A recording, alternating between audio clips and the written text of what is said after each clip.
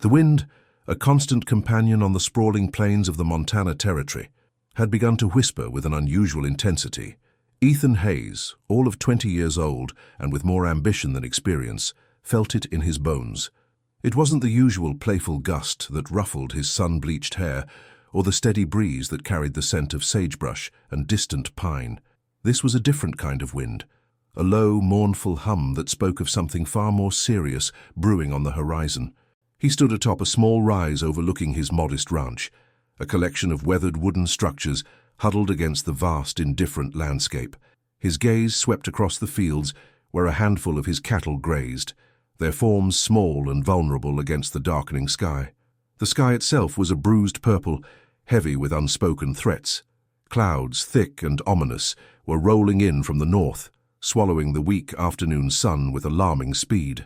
Ethan tugged at the brim of his sweat-stained hat, a nervous habit he hadn't managed to shake since inheriting the ranch from his late father 2 years prior. He was a man of the land, in theory.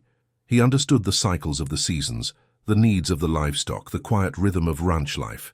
But he was a virgin in the truest sense of the word, not just in his romantic life, which was non-existent, but in his experience with the raw, untamed power of nature. His father had been a man of the frontier, weathered and wise. Ethan, on the other hand, had spent more time with books than with the harsh realities of the territory. The temperature had plummeted, a sharp bite now accompanying the wind's song.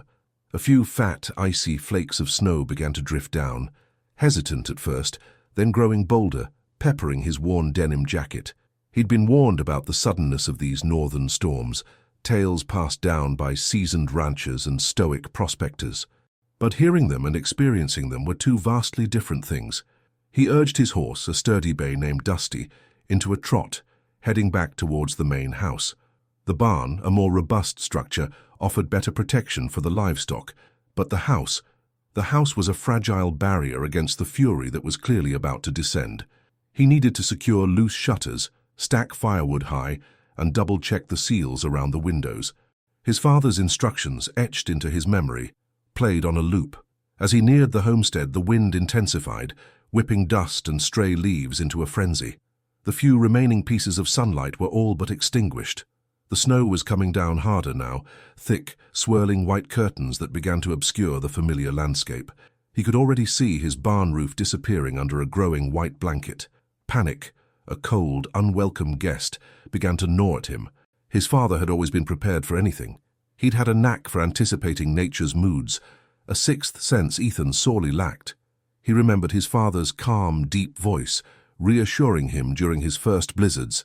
"Nature, Ethan, she's a temperamental mistress. Respect her and she might be kind. Disrespect her and she'll break you." Ethan wasn't sure he respected nature enough. He certainly didn't feel any kindness from it at this moment. He dismounted Dusty, the horse stamping its hooves impatiently, sensing the urgency. Inside the small cabin, a fire crackled weakly in the hearth, a pathetic defense against the encroaching cold. He hurried to the windows, wrestling with the shutters, the wind battering them with savage force. One of the latches snapped and the shutter swung wildly, threatening to tear itself from its hinges. He struggled, his fingers numb, finally managing to secure it with a length of rope, his heart pounding in his chest.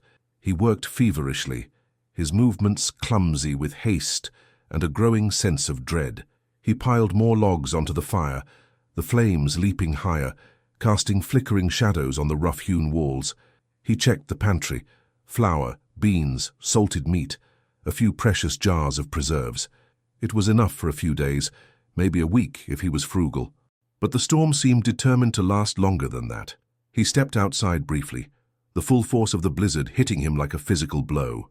Snow stung his eyes, the wind howled like a banshee, and visibility dropped to mere feet. The world had become a swirling vortex of white. He could barely make out the silhouette of the barn. His cattle, he had to check on them. He couldn't leave them exposed. Pulling his collar tighter, he plunged into the maelstrom, Dusty following closely, snorting and stamping, a loyal shadow in the chaos. The going was slow, the snow already a foot deep and rising fast. He reached the barn, the wind tearing at the heavy doors. He wrestled them open, the cold air rushing in, threatening to extinguish the fire he'd left burning low inside. He moved through the stalls, checking each animal, his voice a low murmur of reassurance that was quickly snatched away by the gale. Most were huddled together, seeking warmth, but a few, the younger ones, seemed frightened, their eyes wide with a primal fear. He moved them closer to the center of the barn, building up a makeshift windbreak with loose hay. As he worked, a chilling realization dawned upon him. He was isolated. The nearest neighbor was miles away, and with this storm any hope of reaching them or them reaching him was extinguished. He was alone, truly alone, with the full, terrifying might of the Wild West bearing down on him. He thought of his father's weathered face, his steady hands, his unwavering courage. Ethan felt a profound lack of all three. He was a farmer, not a frontiersman. He was a tender of crops, not a master of the elements. And as the storm raged around him, blanketing his small world in an impenetrable white shroud, a single desperate thought echoed in his mind. He might not survive this. He had sought shelter for his cattle, but he was the one who truly needed it, and he feared with a chilling certainty that there was no shelter to be found. The blizzard raged with an almost sentient fury, transforming the familiar landscape into an alien, white wasteland. Ethan spent the night in a state of heightened anxiety, the wind's relentless assault on the cabin, a constant reminder of his precarious situation. Sleep offered little respite, his dreams filled with the groaning of timber and the phantom cries of his exposed cattle. Each creak of the house, each gust that rattled the windows, sent a jolt of adrenaline through him. By dawn, the snow had subsided, but the world outside remained a stark, monochrome canvas. The silence that followed the storm was as unsettling as its roar, a heavy, muffling quiet that pressed in on all sides. Visibility was still poor, the snowdrifts piled high, some reaching the eaves of the cabin. Dusty, sensing the change in atmosphere, whinnied softly from the barn. Ethan ventured out, the snow crunching under his worn boots. The air was bitingly cold, stealing the breath from his lungs. He surveyed the damage. The fence line was obliterated, buried beneath mounds of white. His small corral was a disaster zone. Miraculously, the cattle had weathered the night, huddled together for warmth, their breath misting in the frigid air. But they were gaunt, their ribs showing through their thick winter coats. They needed to be moved, to find better grazing or at least a more sheltered spot. His initial plan had been to ride out the storm, to conserve supplies and wait for the thaw. But the extent of the snowfall, the sheer depth of the drifts, made that impossible. He couldn't stay here indefinitely. His provisions were finite and the well might freeze. He had to take a risk, to venture out. But where? He remembered his father talking about a sheltered valley, a place called Whispering Creek, a few days' ride to the southwest. It was said to be a haven protected by high cliffs, where the snow melted earlier and the grass remained greener. It was uncharted territory, rarely visited by settlers, rumored to be within Apache lands.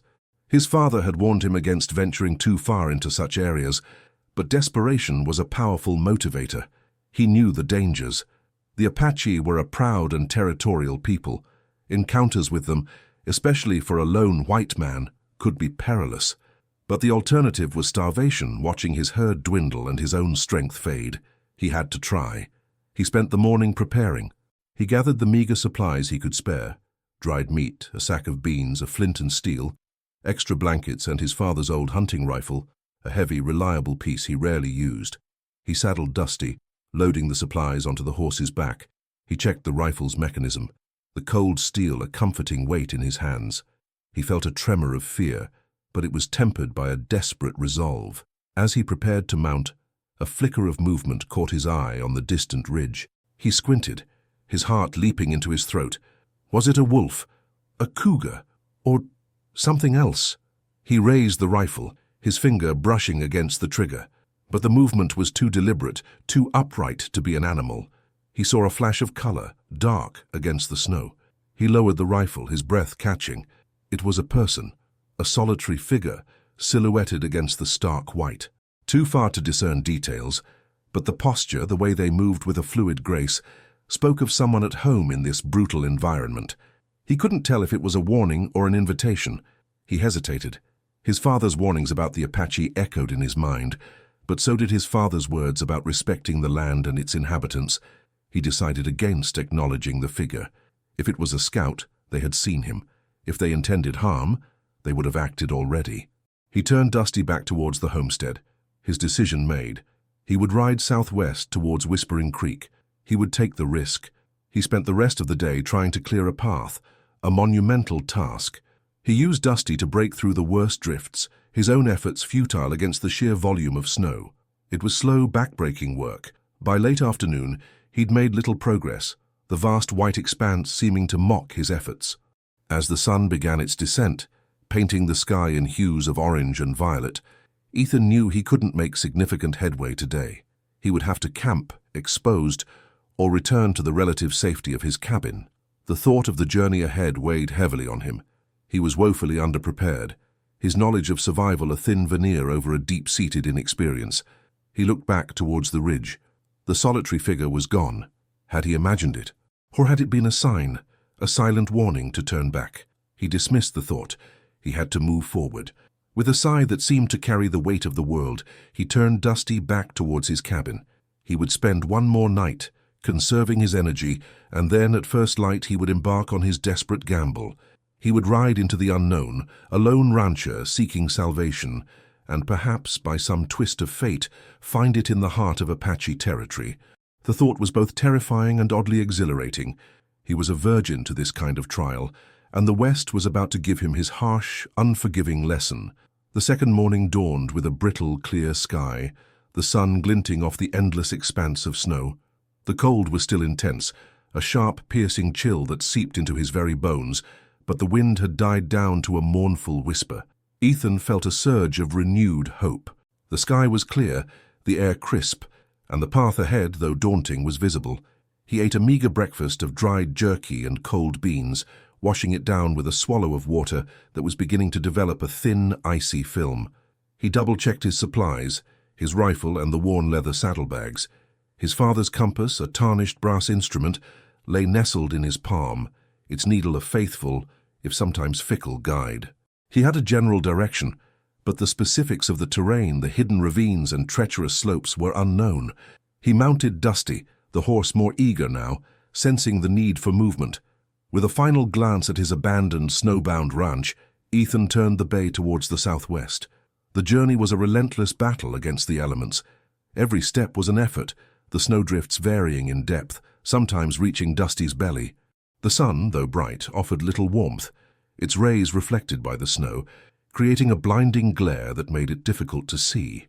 Hours crawled by. The silence of the plains was broken only by the rhythmic crunch of Dusty's hooves, the occasional sigh of the wind, and Ethan's own strained breathing. He kept a constant vigil, scanning the horizon for any sign of life, any indication that he was on the right path. He saw a pair of coyotes trotting across a distant ridge, lean and hungry, their presence a stark reminder of the wildness that surrounded him. He also saw a lone hawk circling high above, a silent hunter in the vast emptiness. As the day wore on, the terrain began to change.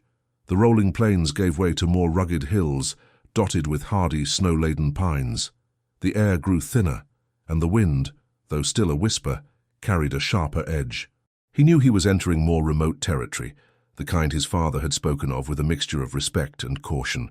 He stopped for a brief rest, dismounting Dusty to let the horse drink from a small, partially frozen stream.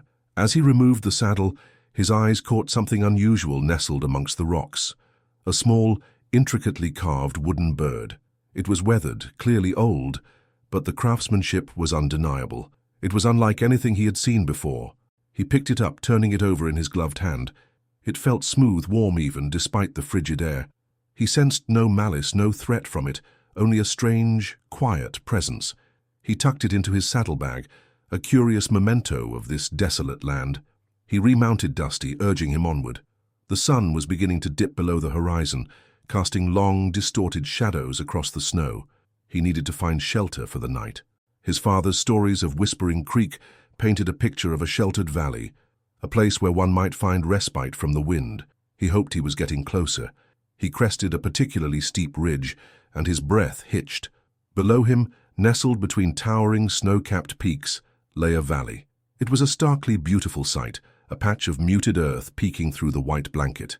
A faint wisp of smoke curled upwards from the valley floor, a beacon in the encroaching twilight. His heart hammered against his ribs. Smoke meant fire. Fire meant people. But whose people? His father's warnings had been dire about venturing uninvited into Apache lands.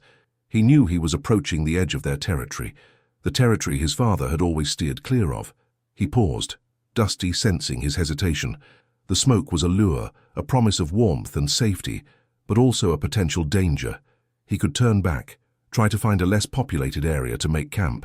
But the thought of another night exposed to the biting cold, with dwindling supplies, was unbearable. He looked at the wooden bird in his saddlebag, then back at the valley.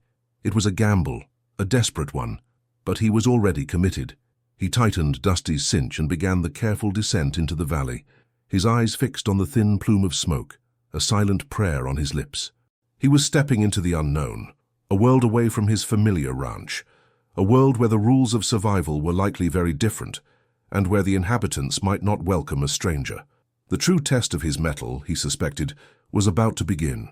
The descent into the valley was slow and treacherous. Dusty, sure-footed and accustomed to the wild terrain, picked his way carefully down the steep, snow-laden slope. Ethan kept a tight rein, his gaze fixed on the source of the smoke, his senses on high alert. The air grew noticeably warmer as they descended, the oppressive bite of the wind lessening, replaced by a more gentle, almost caressing breeze. As they neared the valley floor, the snow cover thinned, revealing patches of brown earth and hardy, snow-dusted scrub. The trees here were more abundant, taller and denser, their branches laden with a thick blanket of white.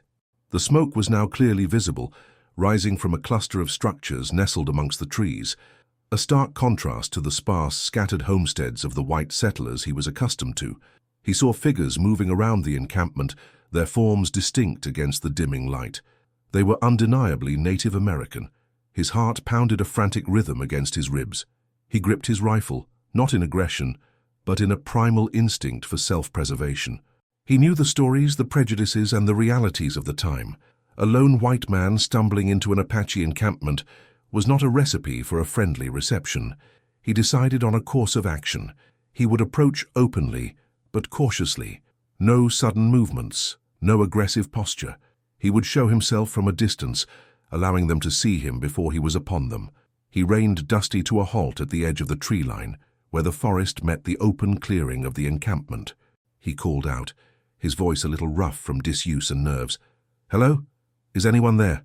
His words seemed to hang in the air, swallowed by the vastness of the valley. Almost immediately, figures emerged from the structures, their movements fluid and silent. They were women, their long dark hair braided, their faces etched with a stoicism that spoke of resilience. They were tall, their frames lean and powerful, dressed in practical fur-lined garments. Two figures, however, stood out. They were sisters, Ethan realized, judging by their striking resemblance. The elder, a woman of perhaps 30 years, had a stern, commanding presence. Her eyes, dark and piercing, seemed to assess him with an unnerving intensity.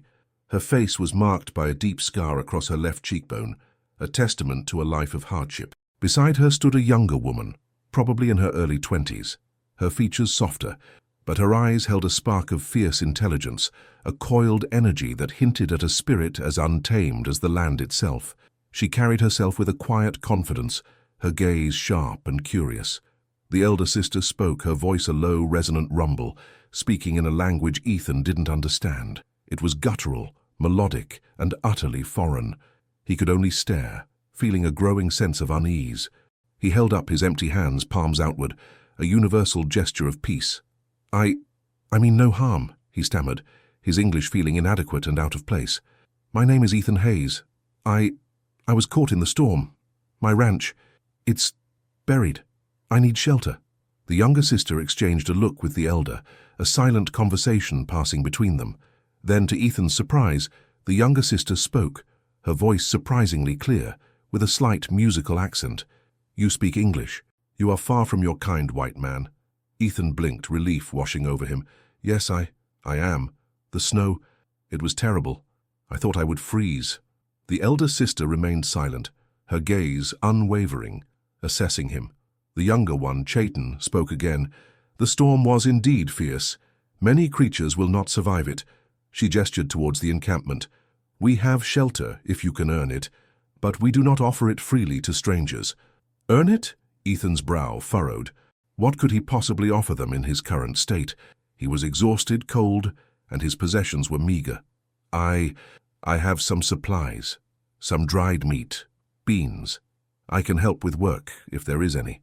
The elder sister, Nayana, finally spoke, her voice low and steady. Work, in this snow. You are a greenhorn, that is clear. You are also alone. Her words were a blunt assessment, devoid of sentimentality. Chaitan watched Ethan, a hint of a smile playing on her lips. Nayana, he is a guest of the storm. The spirits of the snow have brought him to our door. We cannot turn him away empty-handed. We will offer him a place by the fire, but he will be watched. Nayana gave a curt nod, her gaze never leaving Ethan. Very well. But understand this, white man. Our trust is earned, not given, and our patience is not infinite. Ethan felt a profound sense of gratitude, mingled with a healthy dose of apprehension. He had found shelter, but he was walking into a world he knew nothing about, under the watchful eyes of two formidable women. He dismounted, his legs stiff and sore. As he stepped further into the encampment, he noticed the intricate details of their dwellings. Sturdy, dome-shaped structures made of hide and wood blended seamlessly into the natural landscape. The air was filled with the scent of wood smoke and something else, something earthy and unfamiliar. He was a stranger in a strange land, a virgin to the trials that lay before him.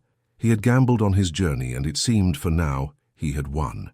But the stakes had just been raised, and he had a feeling this was just the beginning of a very long and potentially dangerous ordeal. The interior of Nayana and Chaitan's dwelling was surprisingly warm and spacious, a welcome respite from the biting cold outside.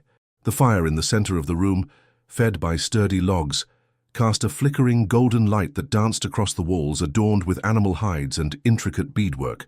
The air was thick with the comforting aroma of burning wood and a savory stew simmering over the flames.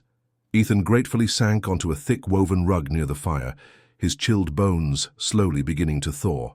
He watched as Nayana, with efficient, unhurried movements, ladled portions of the stew into carved wooden bowls. She placed one before him, her expression unreadable. Chaitan sat opposite him, her eyes observing him with an open curiosity that was less intimidating than her sister's stoic gaze. The stew was hearty and flavorful, made with a rich broth, tender chunks of meat, and unfamiliar but delicious roots and herbs.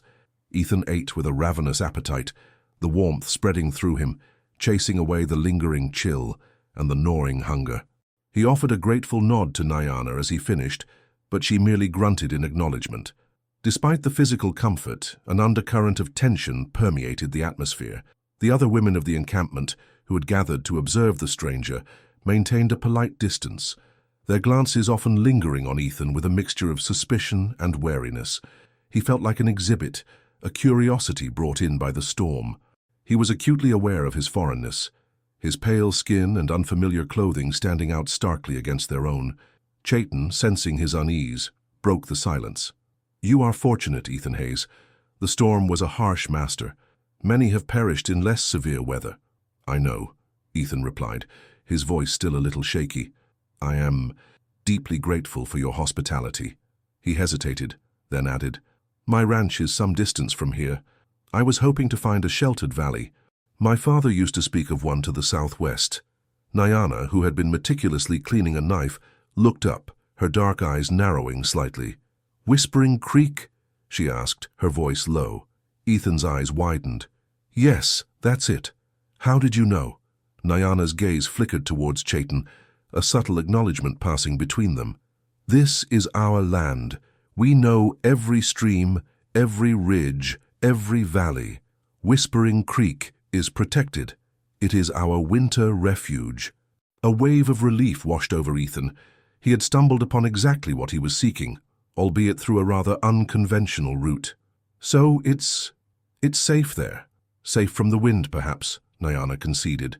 But the West holds many dangers, for all people, and for those who do not belong. Her words were a clear warning, a reminder that his welcome was conditional. Chaitan added, her tone softer, We have little to spare, Ethan Hayes. Our own survival depends on careful management of our resources. You are another mouth to feed, another body to warm. You must understand that. Ethan nodded, accepting the truth of her words. He was an imposition, an unexpected burden. He resolved to make himself useful in any way he could. "I understand completely. I will not be a burden. I will help in any way I can. Chopping wood, tending the fire, anything." Nyana's lips curved into a faint, almost imperceptible smile. It wasn't a smile of warmth, but of amusement, perhaps even respect for his willingness to contribute. "We shall see, white man. We shall see." As the evening wore on, the conversation flowed, largely initiated by Chaitan. She asked him about his life, his ranch, his reasons for settling in such a remote territory. Ethan answered honestly, his descriptions of his solitary life, his struggles to manage the land he'd inherited, met with quiet attention. He learned that Nyana was the matriarch of this small band, her leadership earned through wisdom and strength. Chaitan was her sister, her advisor, and a skilled hunter. Despite the outward civility, Ethan could feel the undercurrent of distrust. He was an outsider, a symbol of the encroaching civilization that threatened their way of life. He caught snippets of hushed conversations between the women, their glances towards him filled with an unspoken assessment. He knew that his presence was a test, not just for him but for Nyana and Chaitan, who had chosen to offer him shelter. As he lay down to sleep later that night, curled on his rug near the dying embers of the fire, Ethan reflected on the events of the day. He had survived the storm, found a temporary sanctuary, and met the women who held the key to his immediate survival. But he also sensed that his journey was far from over. He was a stranger in their midst, and the path to earning their trust and perhaps even their respect would be long and arduous, fraught with the challenges of a culture he barely understood, and the inherent hostility of a frontier where survival was a daily battle. He was a virgin to this world, and it was about to school him in ways he could never have imagined. The days that followed Ethan's arrival settled into a routine dictated by the needs of the encampment and the lingering grip of winter. The storm had passed, but the valley remained blanketed in snow, making any large-scale foraging impossible. Life was a delicate balance of conservation and quiet preparation for the eventual thaw. Ethan, true to his word, proved himself eager to contribute. He was assigned tasks that, while seemingly menial, were vital to the camp's survival. He fetched water from the partially frozen stream, his hands growing numb with the cold as he worked. He tirelessly chopped wood, his initial clumsiness giving way to a more practiced rhythm, earning him approving nods from some of the older women. He helped repair a damaged section of one of the dwellings, his less-than-perfect skills compensated by his willingness to learn and work diligently. Nyana watched him with a detached scrutiny. She rarely offered praise, her demeanor one of quiet observation, but Ethan noticed subtle shifts in her demeanor. The initial, outright suspicion had softened, replaced by a grudging acceptance of his presence. She saw his effort, his respect for their ways, and his genuine desire to be useful. Chaitan, however, became his most frequent interlocutor. She possessed a deep well of knowledge about the natural world, a legacy passed down through generations. She would often find him during his chores, her curiosity about his life and the world beyond the valley matched by her willingness to share her own. "The snow is a test," she explained one afternoon, as they worked to secure extra hides over the entrances to the dwellings against the biting winds that still swept through the valley. "It teaches us patience. It forces us to rely on what we have stored and on each other." Ethan, struggling with a particularly stubborn knot, looked at her.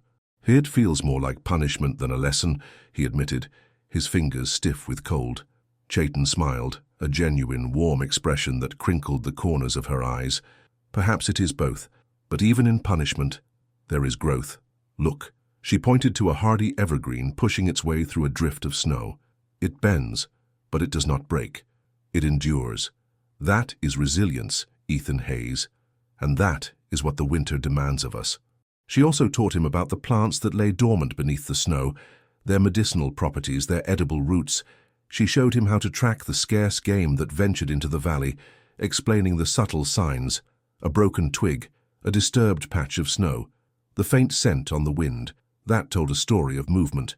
He learned that their survival was not a matter of brute force, but of keen observation, deep understanding, and an intimate connection with the land. One day, a young boy from the encampment, barely more than a toddler, wandered too close to a steep, icy slope. He slipped, his small body tumbling down, his cries muffled by the snow. Before anyone could react, Ethan, fueled by a surge of adrenaline, scrambled down the slope after him.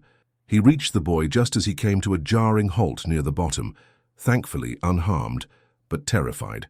Ethan scooped him up, his heart still pounding, and carried him back to his frantic mother, who showered him with grateful exclamations in her native tongue. Nyana witnessed the incident. Later that evening, as Ethan sat by the fire, she approached him, a small leather pouch in her hand. She pressed it into his palm. "You have a good heart, Ethan Hayes," she said, her voice softer than he had ever heard it. "That is a valuable thing in any season." Inside the pouch, Ethan found a small bundle of dried herbs.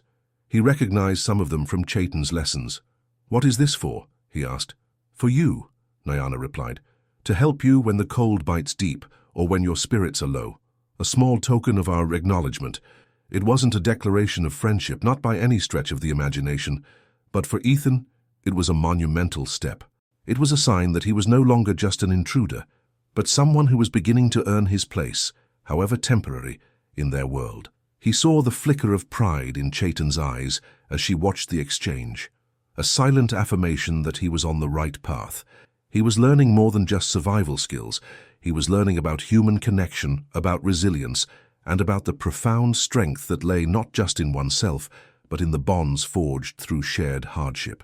The virgin rancher was slowly but surely shedding his naivete, his spirit being tempered by the harsh, yet strangely beautiful realities of the Apache winter refuge. The days in the valley continued to unfold with a quiet rhythm, punctuated by the practicalities of survival. The snow, though still present, was beginning to recede in patches, revealing the brown earth beneath. The sun, now higher in the sky, cast a warmer, more inviting glow, hinting at the coming spring. But with the receding snow came a new set of anxieties, both for Ethan and for the inhabitants of the encampment. The elders of the small Apache band, including Nyana and Chaitan, began to hold more frequent council meetings.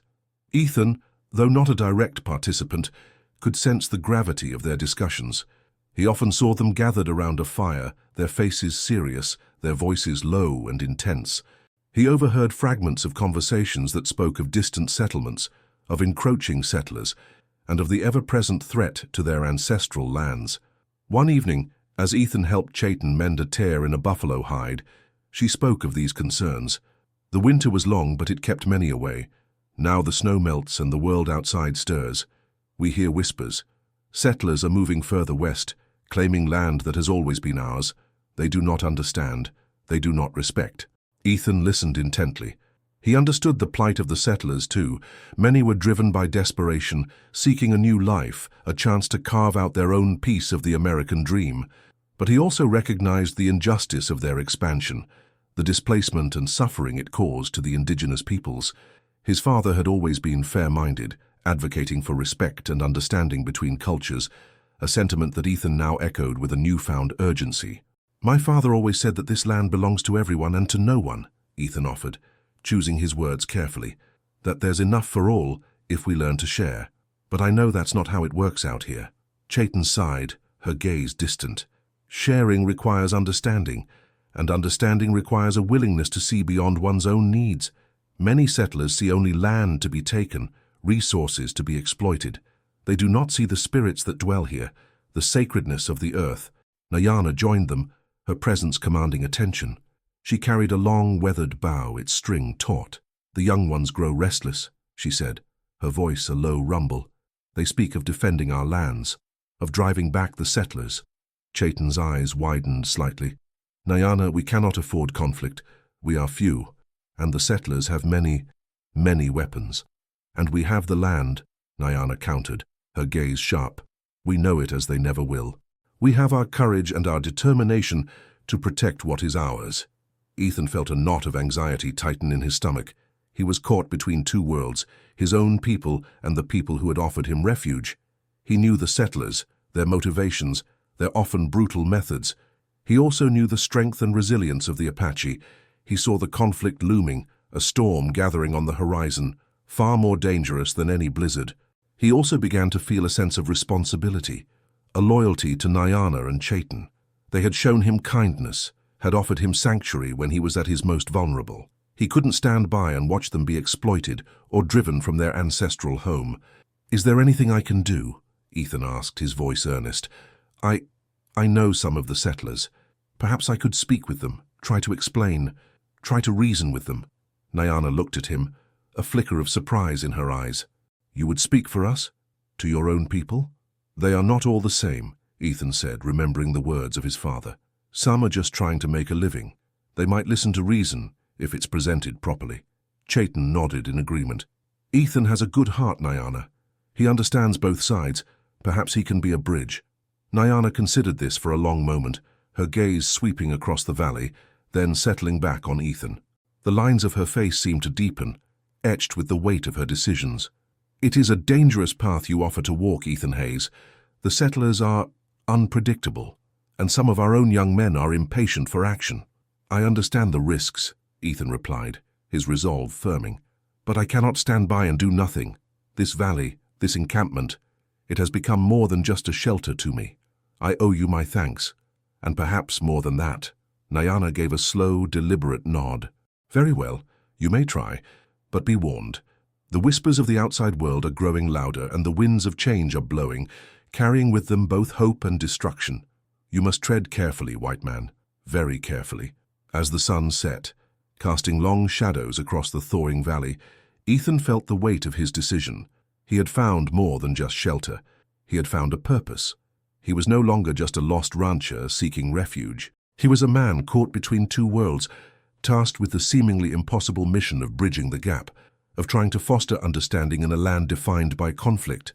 The path ahead was uncertain, fraught with peril, but for the first time since the storm had descended, Ethan felt a sense of direction, a purpose that resonated deep within him.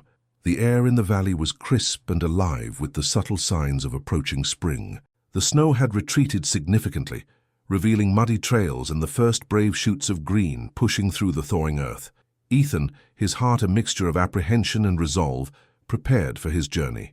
Nyana had provided him with a sturdy, well-traveled horse from their own stock, a powerful mare that moved with quiet confidence. Chaitan had packed him provisions, dried meat, hardy roots, and a water skin filled with fresh, clear water from a mountain spring. Nyana's parting words were a stark reminder of the stakes. "Go with caution, Ethan Hayes. Remember, you walk as one of us now, in spirit, if not in blood. But do not forget who you are and who they are. Your words carry weight, but their ears may be closed to reason." Chaitan grasped his arm, her dark eyes conveying a depth of unspoken concern. "May your path be clear, and your words find fertile ground. We will await your return with hope." Ethan mounted the mare, the weight of their trust settling upon him. He rode out of the valley, leaving the familiar warmth of the Apache encampment behind, venturing back into the vast, unpredictable expanse of the Montana Territory. His destination was a small, rugged outpost known as Fortitude, a collection of rough-hewn buildings that served as a trading post and a rough gathering place for trappers, prospectors, and a scattering of settlers. It was a few days' ride to the north, a place his father had occasionally visited. The journey was arduous.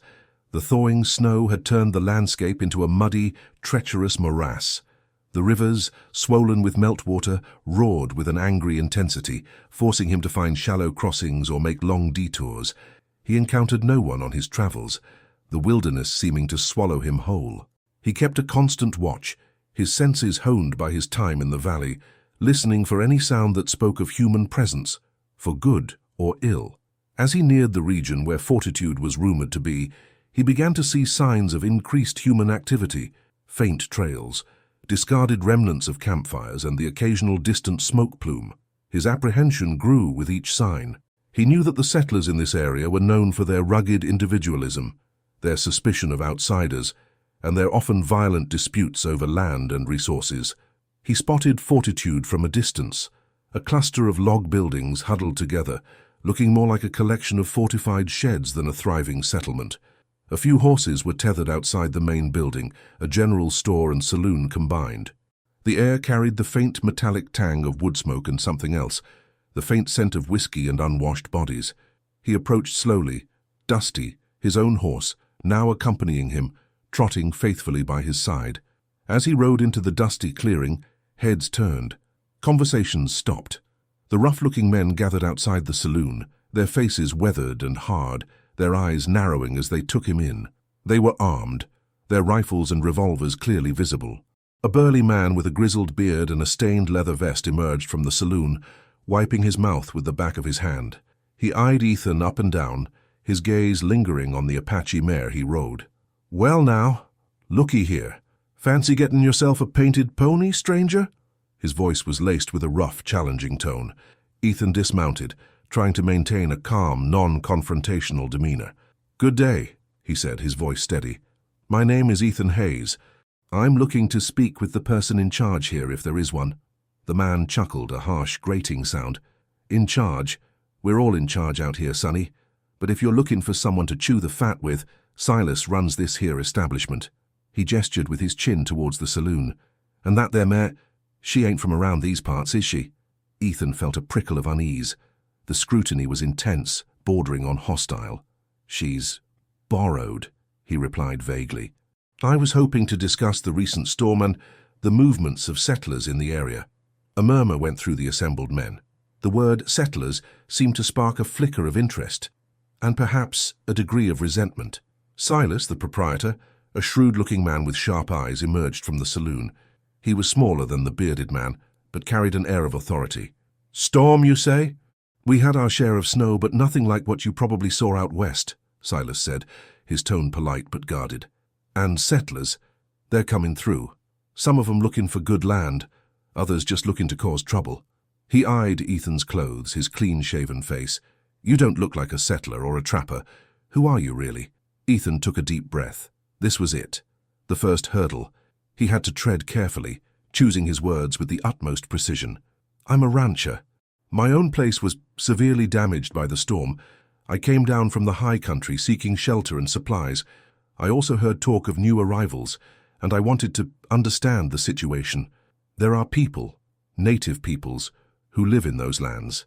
My father always believed in coexistence." The mention of native peoples brought a ripple of unease through the group. The bearded man scoffed. "Coexistence? With savages? You ain't from around here, are you, greenhorn?" Ethan felt his resolve waver slightly, but he held firm. "They are people just like us. My father taught me that, and they know this land.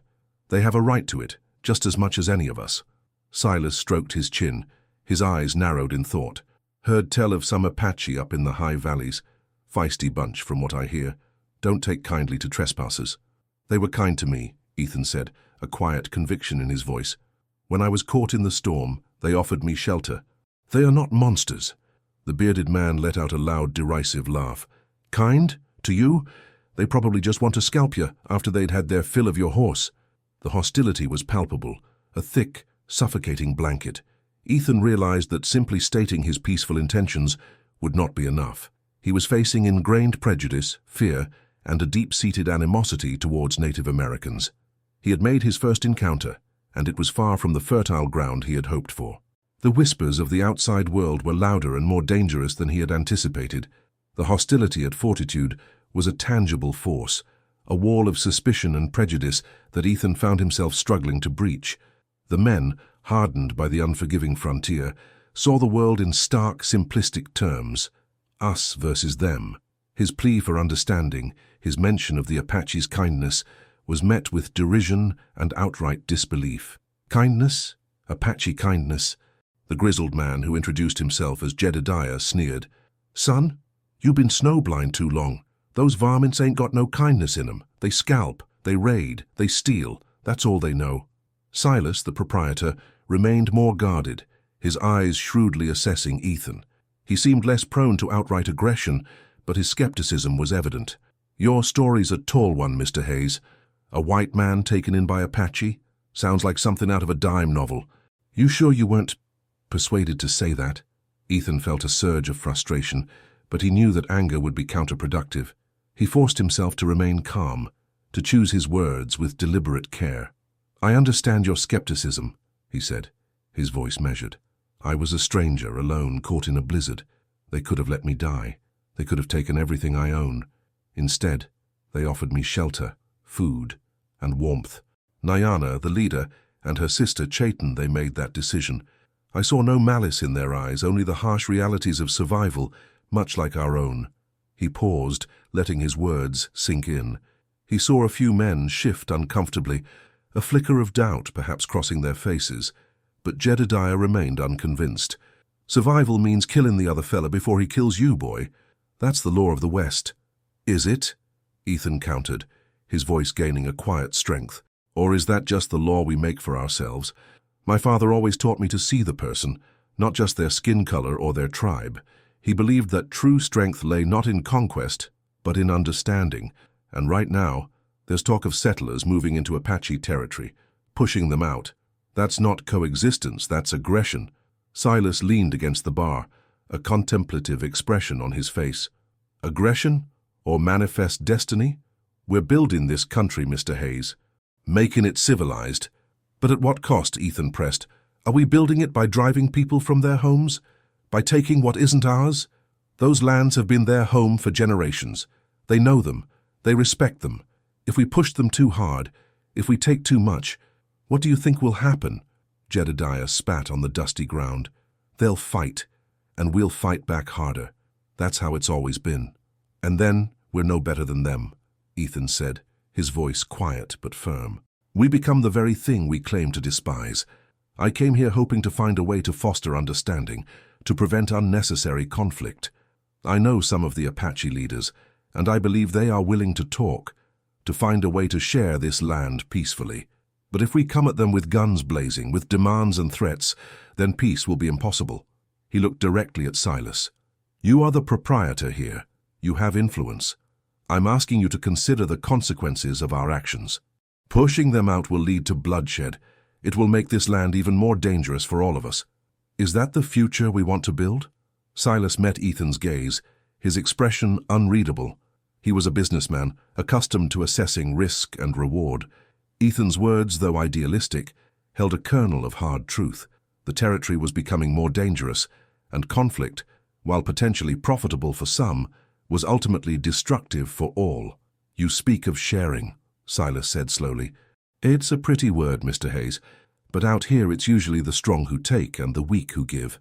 The Apache, they're strong in their own way, and they're not keen on giving up their land. And the settlers are strong in theirs," Ethan countered. "But strength without wisdom is just brute force. I believe there has to be a better way. I believe we can find it, if we're willing to try." He saw a flicker of something in Silas's eyes, a hint of grudging respect perhaps, or at least a recognition of Ethan's sincerity. Jedediah, however, remained sullen, his face set in a hard mask of prejudice. "So, what do you propose, Mr. Hayes?" Silas asked, his tone shifting from skepticism to a more measured curiosity. "You want to play peacemaker? Between the settlers and the Apache?" "I want to try," Ethan said, his voice filled with a quiet determination. "I want to see if we can avoid a conflict that will hurt everyone. I'm willing to go back to speak with them, and to bring back their leaders if they are willing to talk. But it has to be on neutral ground, and with a genuine willingness from all sides to listen." He had laid his cards on the table. He had made his plea. Now he could only wait to see if it would be heard, or if the harsh realities of the West would drown out his message of understanding. He had faced his first real test in the outside world, and the outcome was far from certain. He had offered a seed of hope, but it would take more than just words to make it grow in the hardened soil of the frontier. Ethan's return to the Apache encampment was met with a subdued yet expectant silence. Nyana and Chayton greeted him, their faces etched with a mixture of hope and concern. He dismounted the mare, dusty and weary, but his eyes held a determined glint. "Well?" Nyana's voice was low, direct. "What did the wind carry from Fortitude?" Ethan took a deep breath, the scent of pine and damp earth filling his lungs. "It carried mixed messages," he began, choosing his words carefully. "Silas, the man who runs the trading post, he's willing to listen. He understands the need for careful negotiation. He sees that outright conflict benefits no one in the long run." Chayton offered a small, hopeful smile. "That is good news. Perhaps reason can prevail." "But," Ethan continued, his brow furrowing, "Jedediah and some of the others, they are set in their ways. They see only threats from the Apache. They spoke of manifest destiny, of carving out this land by force. They dismissed my father's words of coexistence. They believe the strong take and the weak give way." Nyana's jaw tightened, a familiar hardening in her dark eyes. "They speak with the tongues of greedy men." They see only the surface, not the spirit of the land, nor the strength of those who protect it. They were particularly suspicious of the mare I rode, Ethan admitted, running a hand over the mare's sleek flank. They saw it as a sign of closeness, perhaps too much closeness between us. Chaitin's gaze met his, a subtle understanding passing between them. They fear what they do not comprehend, Ethan. They fear the bonds that cannot be broken by force. Silas mentioned that some settlers are indeed moving further west, closer to this valley, Ethan went on. He said they're looking for good land, but also for opportunity, for advantage. He warned that Jedediah and his ilk are planning something, a show of force, he called it, to discourage any perceived encroachment. A hushed silence fell over the small group. The implication was clear. Jedediah and his men were likely planning to march on the encampment, to assert their claim through intimidation, if not outright violence. Nyana stood tall, her gaze sweeping across the valley as if assessing its defenses. A show of force, she echoed, her voice calm but resolute. They mistake our peace for weakness. They mistake our knowledge of this land for vulnerability. Chaitin looked at Ethan, her eyes filled with a quiet worry. What will you do now, Ethan? If they are planning to march, we cannot simply wait. Silas urged caution, Ethan replied. He said Jedediah is rash, but not entirely without followers. He fears that too much aggression from us might unite the settlers against us completely. He suggested I try to reason with some of them, to sow seeds of doubt, to make them question Jedediah's aggressive stance. Nyana scoffed. Reason with men blinded by greed. A difficult task, but perhaps necessary. If they come with violence, we will defend ourselves.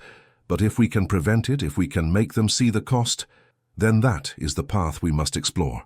She turned to Ethan. You have spoken with them. You have seen their hearts. Do you believe any of them will listen? Ethan hesitated. The faces at Fortitude flashed in his mind, the hardened lines, the defiant stares, the ingrained prejudice. Jedediah, no. He is too consumed by his own beliefs. But Silas, he is pragmatic. And there were a few others who seemed less certain, less eager for a fight. They are perhaps more concerned with their own survival and livelihoods than with outright conquest. Chaitin nodded slowly. It is a start, a fragile one, but a start nonetheless. To divide them, to make them question their path, that is a wise strategy. I will go back, Ethan declared, his voice firm. I will try to speak with Silas again to see if he can influence the others. And I will try to speak with those who seemed less convinced by Jedediah. It will be dangerous. They do not trust me, and they certainly do not trust anyone who speaks for the Apache. Nyana placed a hand on Ethan's shoulder, her touch surprisingly gentle. Your courage is commendable, Ethan Hayes. You walk a dangerous path, one that could easily lead to your own demise, but you do so not for yourself, but for the peace we all seek. She looked at Chaitin. We will prepare. If words fail, we will be ready, but we will not be the first to spill blood. As Ethan prepared to leave the encampment once more, he felt the weight of his mission grow heavier. He was no longer just a rancher seeking shelter. He was a reluctant diplomat, a bridge between two warring worlds. The seeds of doubt he intended to sow had to take root quickly, before the storm of violence that Jedediah and his ilk were brewing broke upon the unsuspecting valley. The stakes were higher than ever, and failure meant not only his own destruction, but the potential devastation of the people who had shown him unexpected kindness. The journey back to Fortitude was a tense one. Ethan rode with a renewed sense of purpose, but also with a gnawing awareness of the danger he courted. The Apache encampment, though seemingly peaceful in its present state, held an underlying tension, a quiet preparedness for conflict. He knew that his efforts to broker peace were a precarious balancing act, and a single misstep could ignite the very fire he sought to extinguish. Upon arriving at Fortitude, he was met with the same suspicious stares, but this time there was a subtle shift.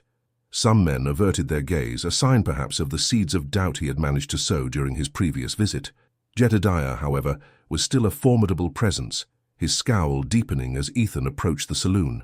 "Well, look who it is," Jedediah sneered, stepping forward. "Back from your little powwow with the Redskins, are you? Got any good scalp tales for us?" Ethan ignored the taunt, his eyes seeking out Silas, who was polishing glasses behind the bar. "Silas," Ethan said, his voice clear and steady, "I need to speak with you." Silas nodded, his expression guarded. He gestured towards a back room, away from the boisterous crowd. Ethan followed, Jedediah trailing behind them, a menacing shadow. "You got guts, I'll give you that," Silas admitted once they were seated at a rough wooden table. "Coming back here after what Jedediah and his boys said. What's on your mind?" "The settlers are planning something," Ethan stated directly. "Jedediah is rallying support for a show of force against the Apache. He believes they're a threat, that they'll interfere with claims." Silas sighed, running a hand over his beard. "Jedediah's got a hard head, and a lot of men listen to him. He's a loudmouth, but he's got a way of making folks believe what he says. The talk of settlers moving in, it's true. Land's getting scarce. Folks are looking for a place to call their own. But pushing the Apache out won't solve anything," Ethan argued. "It will only lead to bloodshed. I spoke with Nyana, the leader. She's willing to talk, to negotiate, to find a way for coexistence. But she needs assurance that the settlers aren't just coming to wage war." Jedediah, who had been lurking by the door, let out a harsh laugh. "Coexistence? With savages? You're a fool, Hayes. They understand one thing, the barrel of a gun." Ethan turned to Jedediah, his gaze unwavering. "Is that truly what you believe? That the only way to deal with people different from us is with violence? My father was a rancher. He believed in fairness, in understanding. He said that true strength wasn't in taking but in building, and building requires peace, not war." Jedediah scoffed. "Your father ain't here to hold your hand now, boy. This is the West, it's kill or be killed. And what happens when you kill them?" Ethan challenged. "Their kin will come. Their allies will seek vengeance. The land will be stained with blood and neither side will truly win. Is that the legacy you want to leave?" Silas watched the exchange, his expression thoughtful. He knew Jedediah's volatile nature, but he also recognized the truth in Ethan's words. Conflict was messy, unpredictable, and bad for business. "Jedediah's got a point, though," Silas said, turning back to Ethan. "The Apache are fierce. They know this land like the back of their hand. If it comes to a fight, it won't be easy. Many good men could be lost. And many Apache lives will be lost too," Ethan countered. "Women, children, elders. Is that a price you're willing to pay for a few extra acres of land that might not even be worth the trouble?" He leaned forward, his voice earnest. "Silas, you're a smart man. You know that a stable territory is good for trade. Constant conflict scares people away, disrupts business. If you can reason with Jedediah, if you can make him see that there's a more profitable, less dangerous path." Silas considered this, tapping his fingers on the table. "Jedediah's got a following. Some of these men, they're restless. They want action. They see the Apache as an obstacle." "Then we need to show them that the Apache are not an obstacle," Ethan insisted. "We need to show them that they can be partners, that there are ways to coexist. I'm willing to go back, to try and bring some of the Apache leaders here, to speak with Silas and any other settlers who are willing to listen. It's a risk, I know, but it's a better risk than war." Jedediah scoffed again. "You're crazier than a snake-bitten mule, Hayes." Silas held up a hand, silencing Jedediah. He looked at Ethan, a flicker of something akin to respect in his eyes. "You're a strange one, Mr. Hayes. Most men in your position would be holed up in their cabin, hoping the storm would pass. You're out here playing diplomat between two worlds." He paused, then sighed.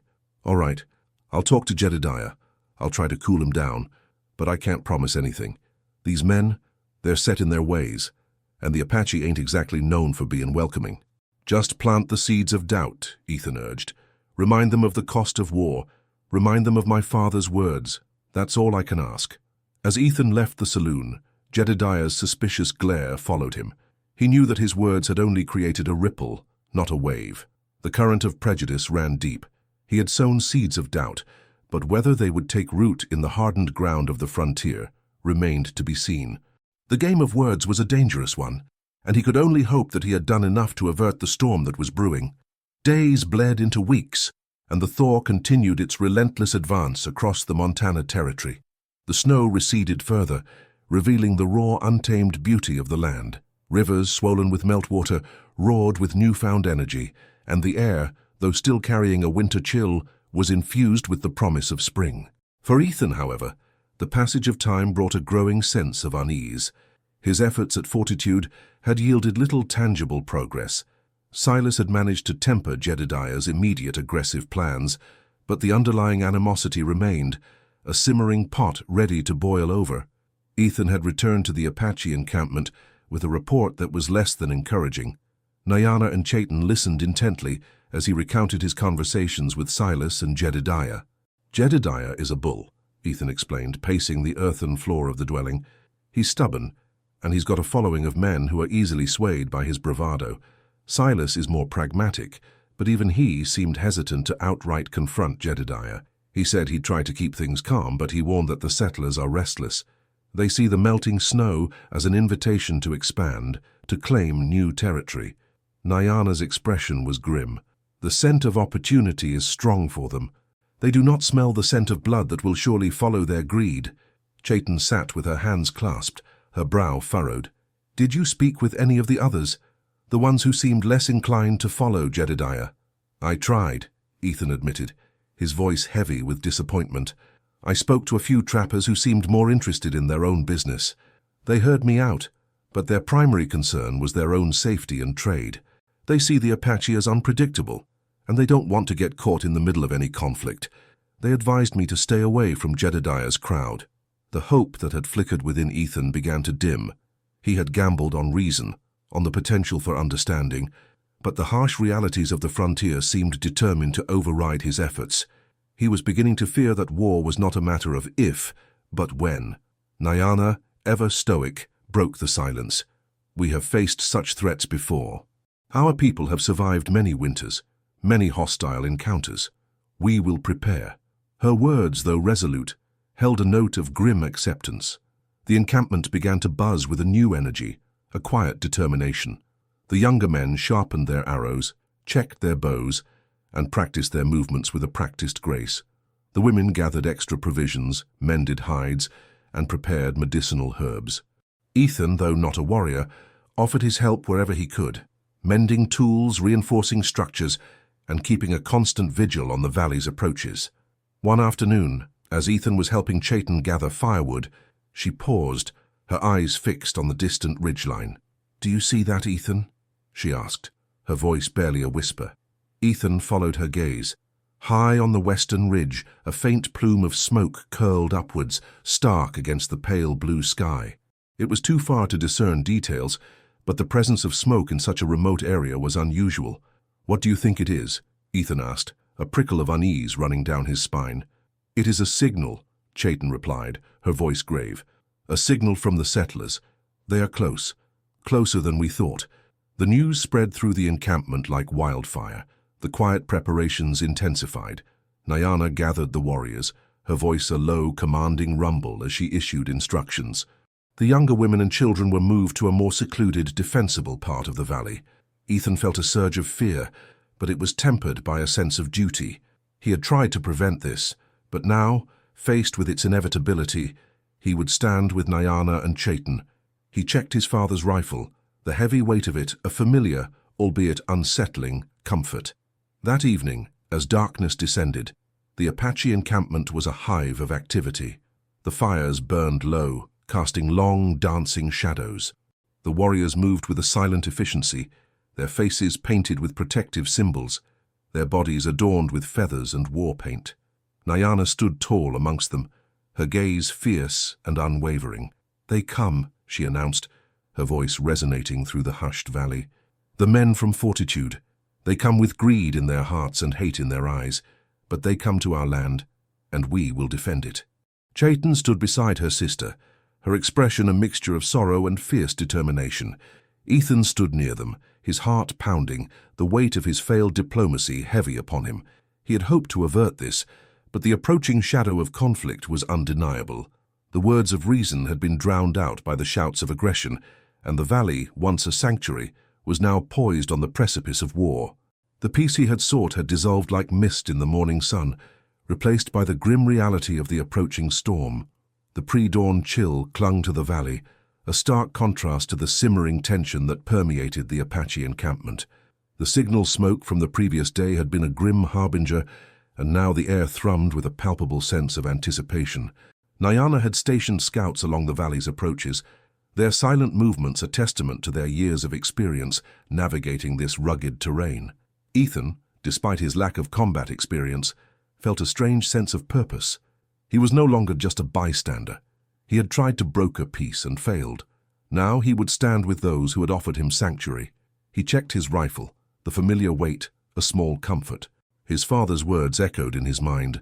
Courage isn't the absence of fear, Ethan, but the will to act in spite of it. As the first hint of grey light began to paint the eastern sky, a scout, a young warrior named Kai, appeared at the edge of the encampment, moving with the silent grace of a predator. His face was grim, his eyes wide with urgency. "They come." Kai's voice was a low, urgent whisper that carried unnaturally in the still air. "A dozen men. Jedediah leads them. They move swiftly." Nyana's gaze was steely. "Where are they?" "Approaching from the western ridge," Kai reported. "They are armed, rifles and pistols." Nyana turned to her warriors, her voice calm but resonating with authority. "The time for talk has passed. We defend our home. We defend our families.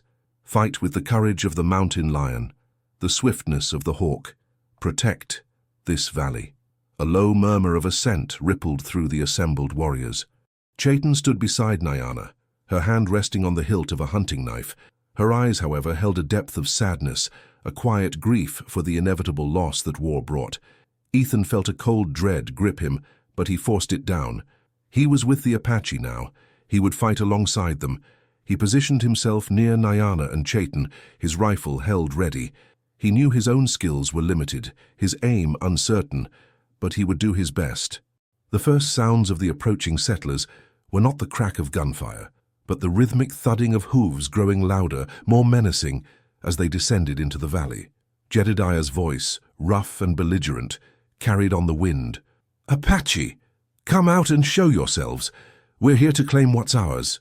There was no response from the Apache warriors, who remained hidden amongst the trees and rocks, their forms blending seamlessly with the landscape. The settlers, expecting a swift victory, pushed further into the valley, their bravado evident. Then, as they reached a more open stretch of terrain, the Apache struck. A volley of arrows rained down from the ridge, swift and deadly. Jedediah's horse, struck by 2 arrows, reared and threw him to the ground. The sudden, unexpected attack sent a wave of panic through the settlers.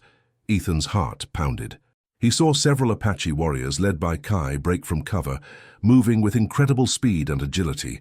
They were not charging recklessly, but employing guerrilla tactics, striking from unexpected angles, disappearing into the trees, then reappearing to launch another swift assault. A settler, his face contorted with fear, raised his rifle and fired blindly towards the trees. The shot echoed through the valley, but it was wild and inaccurate.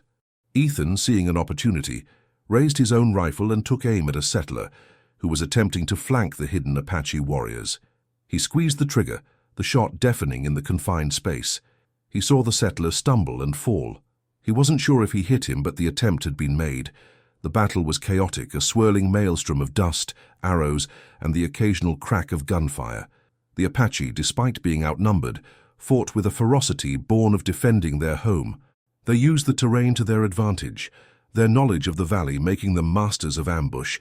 Ethan found himself caught in the thick of it, his senses overwhelmed. He saw warriors fall, their bodies crumpling to the ground. He heard the cries of pain, the guttural shouts of defiance. He fired his rifle whenever he saw a clear target, his hands shaking, his heart hammering. He was no warrior, but he was fighting for his life, and for the lives of those who had shown him kindness. Nyana and Chayton fought side by side, their movements fluid and deadly. Nyana, with her bow, loosed arrow after arrow with unerring accuracy. Chayton, wielding her knife, engaged in close-quarters combat, her agility and fierceness a match for any of the settlers. Ethan saw Chayton disarm one of the settlers, her movements lightning fast, then use his own rifle against him. Jedediah, regaining his footing, roared in fury. He saw his men faltering, surprised by the ferocity of the Apache defense. He rallied them, urging them forward, his voice a hoarse bellow.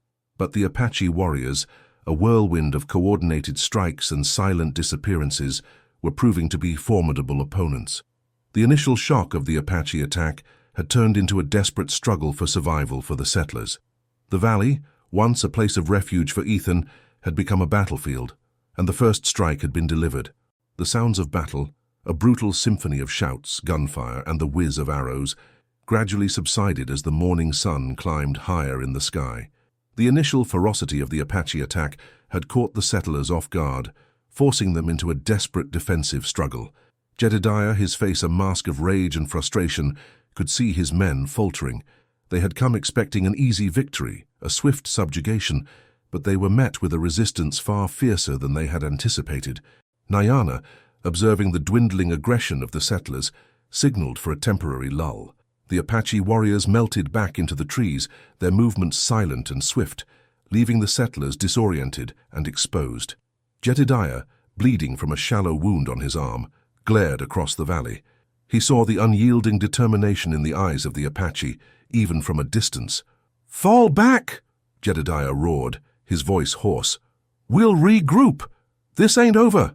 The settlers, battered and shaken, retreated, their boasts of conquest replaced by a grim realization of their miscalculation. Ethan watched them go, his breath coming in ragged gasps, his body trembling with the adrenaline of the fight. He saw several Apache warriors tending to their wounded, their faces etched with concern. The victory, though hard won, had come at a cost. Chayton approached Ethan, her expression a mixture of relief and sorrow. Her dress was torn, and a smear of blood marked her cheek, but her eyes were clear and steady. "You fought bravely, Ethan Hayes," she said, her voice soft. "You stood your ground." Ethan could only nod, his throat tight. He felt a profound sense of exhaustion, both physical and emotional. He had faced his first real combat, and the experience had been more terrifying and visceral than he could have ever imagined.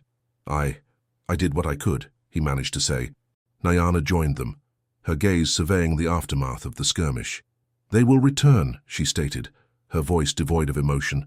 "Jedediah is not a man to accept defeat easily. This was but a prelude." "He saw that we would not yield," Chayton added. "Perhaps that will give him pause." "Perhaps," Nyana conceded, "but perhaps it will only fuel his anger. We must be prepared. The valley is our sanctuary, but it is also our vulnerability. They know our numbers now. They know our tactics." Ethan, however, had seen something else during the battle. He had noticed the hesitation in some of the settlers' eyes, the reluctance in their movements. He had seen men who seemed more interested in self-preservation than in Jedediah's aggressive pursuit of conquest. Some of them, Ethan began, his voice still a little shaky, they didn't seem as committed as Jedediah. They were scared. They looked uncertain. Silas might be able to sway them, to make them see that this path leads only to more bloodshed. Nyana considered this, her gaze thoughtful. "The seeds of doubt you planted, perhaps they have begun to sprout. But Jedediah's rage is a powerful force. It can blind men to reason." Chayton looked at Ethan, a new idea forming in her eyes. "Ethan, you were able to speak with them. You understand their ways. Perhaps, now that they have seen our strength, they will be more willing to listen. Not to Jedediah's lies, but to your words. Words of peace." Ethan hesitated. The thought of willingly walking back into the lion's den, especially after the violence, was daunting. But he also knew that another battle would be devastating for both sides. "It's risky," he said, "but it might be our only chance to avoid further bloodshed. If I can get them to meet, to talk, maybe Silas can help mediate." Nyana studied him, her dark eyes piercing. "You offer yourself as a shield, Ethan Hayes. A shield of words in a world that understands only the sword. It is a dangerous path. But it's a path worth trying," Ethan insisted, his resolve firming.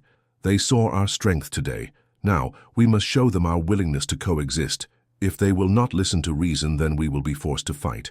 But I believe there are still some who wish for peace." Chayton placed a hand on his arm. "We will stand with you, Ethan. But you must be cautious. Jedediah is a dangerous man, his anger a wildfire." Nyana nodded, a slow, deliberate motion. "Go. Speak your truth, but be prepared for the storm. If words fail, then the strength of this valley will answer." Ethan knew that this was a critical juncture. He had tasted the bitterness of battle, and he longed for the peace he had once taken for granted. He had to try, one last time, to prevent further conflict. He accepted the Apache mare, a silent testament to their trust, and prepared to ride back towards fortitude, his heart heavy with the weight of his mission, but his spirit fueled by a desperate hope for understanding. He was a virgin rancher no more. He was a man caught between two worlds, tasked with forging a path towards peace in the heart of the unforgiving West. Ethan rode back towards Fortitude with a heavy heart, the echoes of the recent conflict still reverberating in his mind. He had witnessed the raw brutality of the frontier firsthand, and the experience had shaken him to his core. He knew that his mission was fraught with peril, that Jedediah's fury and the settlers' ingrained prejudices would be difficult to overcome. But he also carried a new understanding of the Apache's strength and their deep connection to the land, a connection that fueled their fierce determination to protect their home.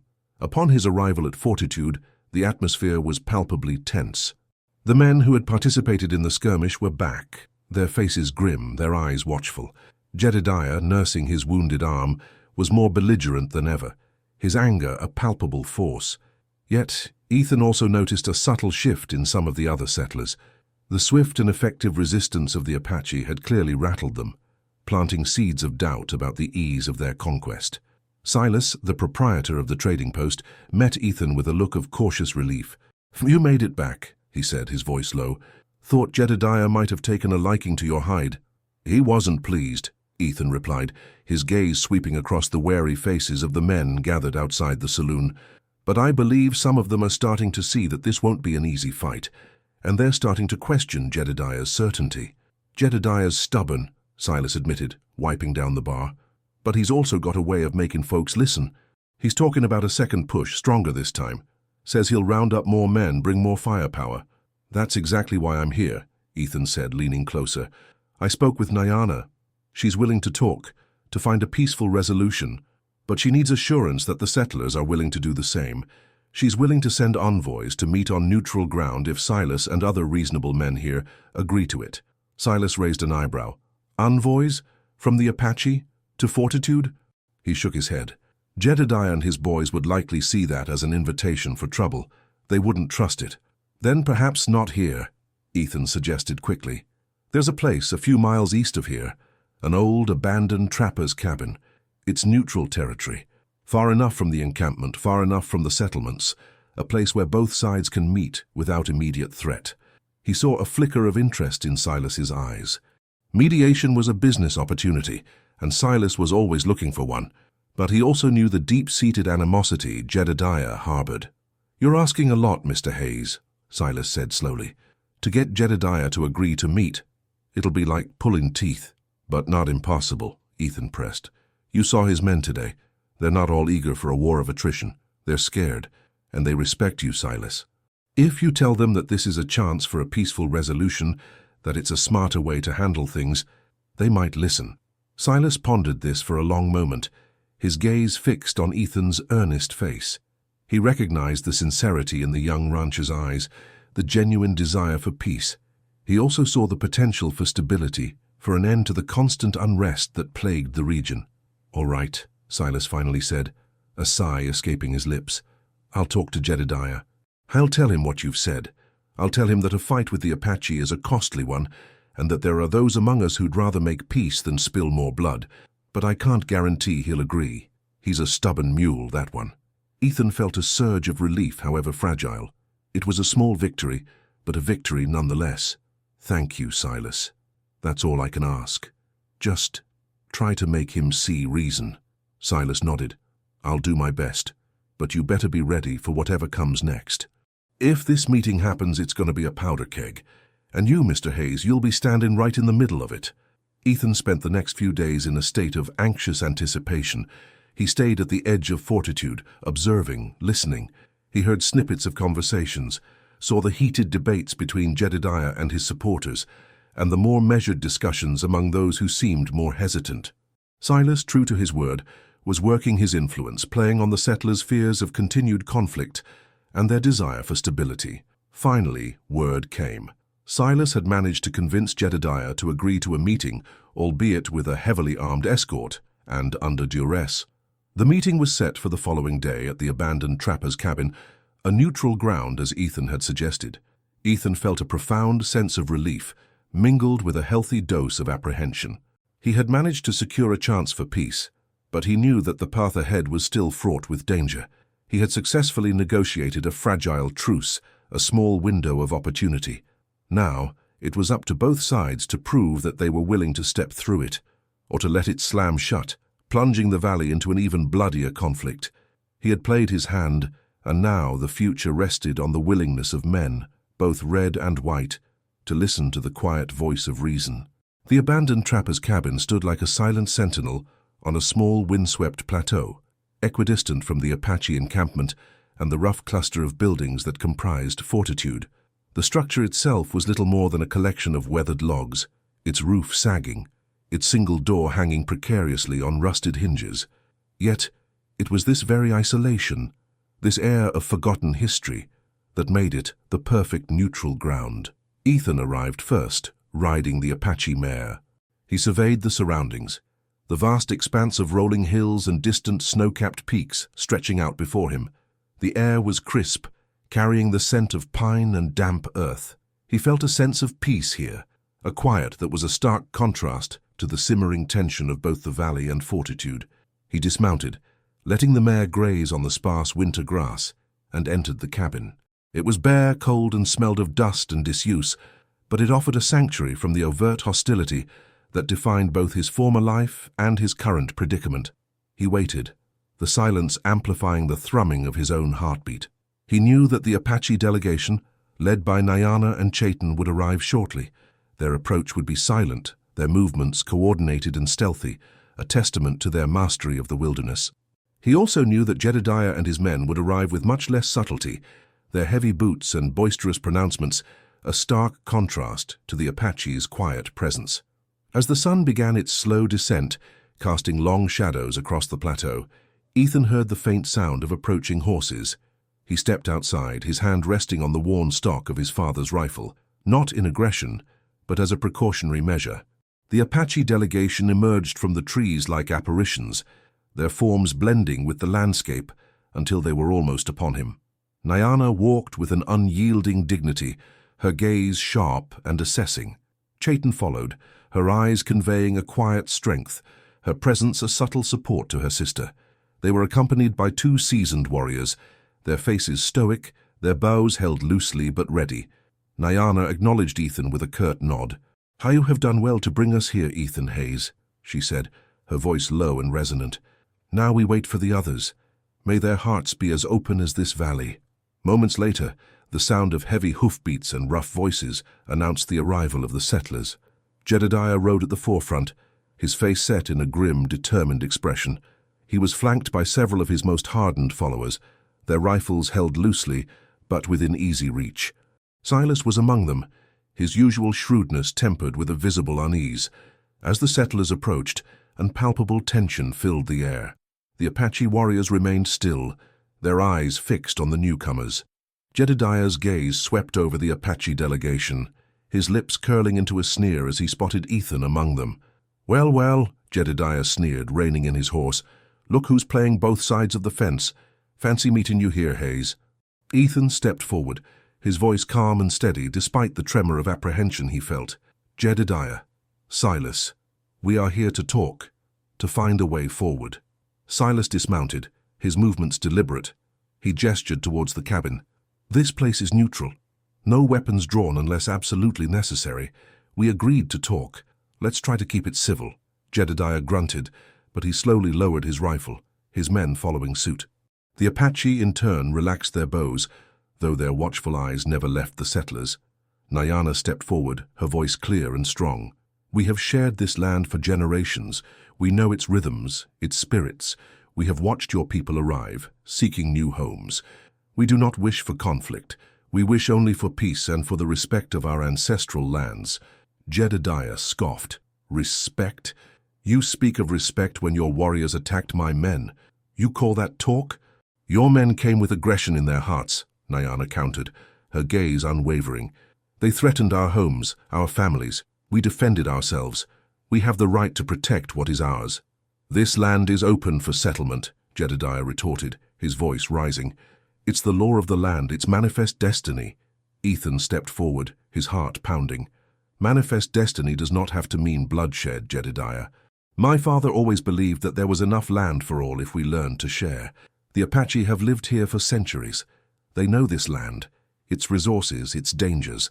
Pushing them out will only lead to more conflict, more loss of life on both sides." Silas nodded in agreement. Hayes is right, Jedediah. A war with the Apache will be costly. Many good men could be lost. And for what? A few more acres of land that will be hard to farm, hard to hold? Jedediah glared at Silas, then back at Ethan.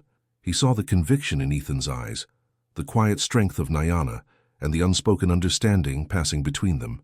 He also saw the hesitant glances of some of his own men who had seen the ferocity of the Apache defense and were clearly unnerved.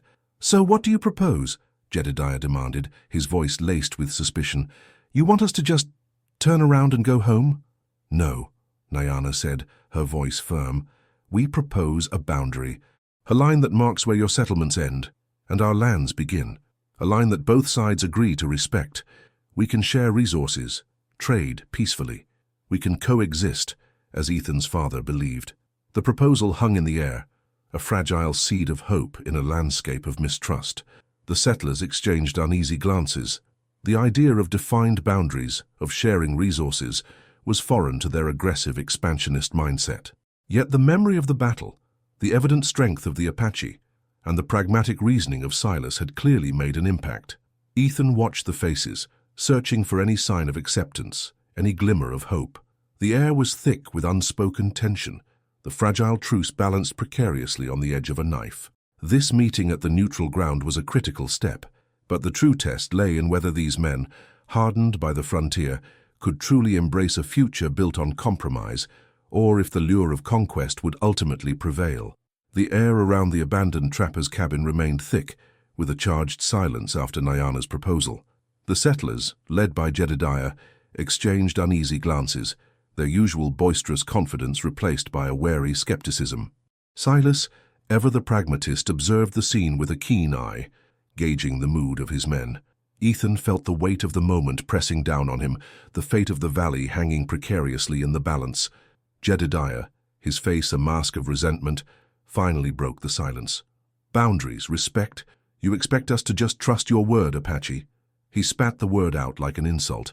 "We've heard your words before and seen your treachery." Nyana's gaze remained steady, unyielding. "Our word is our bond, as it has always been. The land has taught us the value of truth and the cost of deceit. We offer peace. If you choose war, then you choose the path of destruction for both our peoples." Ethan stepped forward, his voice resonating with earnestness. "Jedediah, think about this. A war here would be long and bloody, many lives lost on both sides. For what? A few more acres of land. Land that's harsh, difficult to farm, and that clearly means something more to the Apache than just dirt. My father always said that true pioneers build, they don't destroy. They find ways to live with the land, not just on it." He looked directly at Jedediah, his gaze unwavering. "You saw their strength today. They defend their home with a ferocity you clearly underestimated. Is it worth risking your men's lives and the lives of their families for a conflict that could drag on for years?" Silas added his voice, his tone measured and practical. "Ethan's got a point, Jedediah. A protracted conflict ain't good for business. Scares off new settlers, disrupts trade, and if the Apache are as tough as they showed today, we could be in for a real fight. A fight many of us ain't equipped for nor eager for." Jedediah scowled, his eyes darting between Ethan, Silas, and his own men. He saw the unease in their faces, the unspoken desire to avoid further bloodshed. He was a leader, but he also recognized the growing dissent within his ranks. He couldn't afford to push them too hard, not after the recent skirmish. "So," Jedediah grumbled, his voice laced with suspicion, "you're saying you'll stay put? You won't be coming down into our lands stirring up trouble?" Nyana's eyes met Jedediah's. "We wish only to live in peace on our ancestral lands. We will respect your boundaries, if you respect ours. The valley and the lands that surround it have been our home for generations. We ask only that you acknowledge that." Chayton spoke, her voice soft but firm. "We are willing to share the bounty of this land. We can trade, as we always have. But we will not be driven from our homes, not by threats, not by violence." The weight of Nyana's promise, of Chayton's quiet conviction, and of Ethan's desperate plea hung heavy in the air. It was a pact, forged in the crucible of potential conflict, a fragile agreement based on mutual, albeit hesitant, respect. Silas stepped forward, extending a hand towards Nyana. It was a bold gesture, one that surprised even Jedediah. "We agree to a truce," Silas said, his voice firm. "We will respect your boundaries, and we expect you to respect ours. We'll establish a clear line, a marker agreed upon by both sides, and we'll trade, as always, peacefully." Nyana hesitated for a moment, then slowly extended her own hand, her grip firm and steady as it met Silas's. It was a handshake that sealed a tentative peace, a promise made under the vast, indifferent sky of the West. Jedediah watched, his jaw clenched, his pride clearly wounded, but he remained silent. He knew in that moment that he had been outmaneuvered, his aggressive stance tempered by the unexpected strength of a negotiated peace. Ethan felt a profound sense of relief wash over him. He had played his part, weaving together the threads of understanding, however fragile, between two disparate cultures. He had upheld his father's belief in coexistence, not through force, but through dialogue and a willingness to see the humanity in others. As the meeting concluded, both parties agreed to return in a few days to formally establish the boundary markers. Jedediah, still sullen, mounted his horse, casting a suspicious glance at Ethan and the Apache delegation. But the immediate threat of violence had receded, replaced by a tentative, fragile hope. Ethan watched them go, a sense of accomplishment mixed with a lingering unease. He knew that this truce was a delicate thing, easily shattered. The scars of past conflicts ran deep, and the seeds of prejudice were not easily eradicated. But for now, peace had been chosen over war, and in the harsh reality of the frontier, that was a victory worth celebrating. He had kept his promise, and in doing so had perhaps paved the way for a future where understanding could triumph over animosity. The weight of that promise, however, would continue to rest heavily upon his shoulders. The days following the meeting at the trapper's cabin were filled with a quiet, almost surreal sense of peace. The Apache encampment hummed with a renewed sense of purpose, the threat of immediate conflict averted. Ethan, though no longer a stranger, remained an observer, his presence now more accepted, yet still marked by his unique position as a bridge between two worlds. He continued to help with daily chores, his hands calloused, his understanding of their ways deepening with each passing day. Nyana and Chaitan, however, were not idle. They began the delicate process of defining the boundaries, consulting with their elders, and mapping out the ancestral lands with a precision born of generations of stewardship. Ethan, with his knowledge of surveying from his father's ranch, offered his assistance, though he deferred to their intimate understanding of the land. "This stream," Nyana explained, tracing a line on a makeshift map drawn in the dirt, "has always been a gathering place. It will mark the edge of our hunting grounds. And the high ridge to the west, that will be the farthest point of your settlements, no further." Chaitan added, "The settlers must understand that this is not a suggestion, but a firm line. Any encroachment will be seen as a violation of our agreement." Ethan relayed this information to Silas, who readily agreed to the proposed boundaries.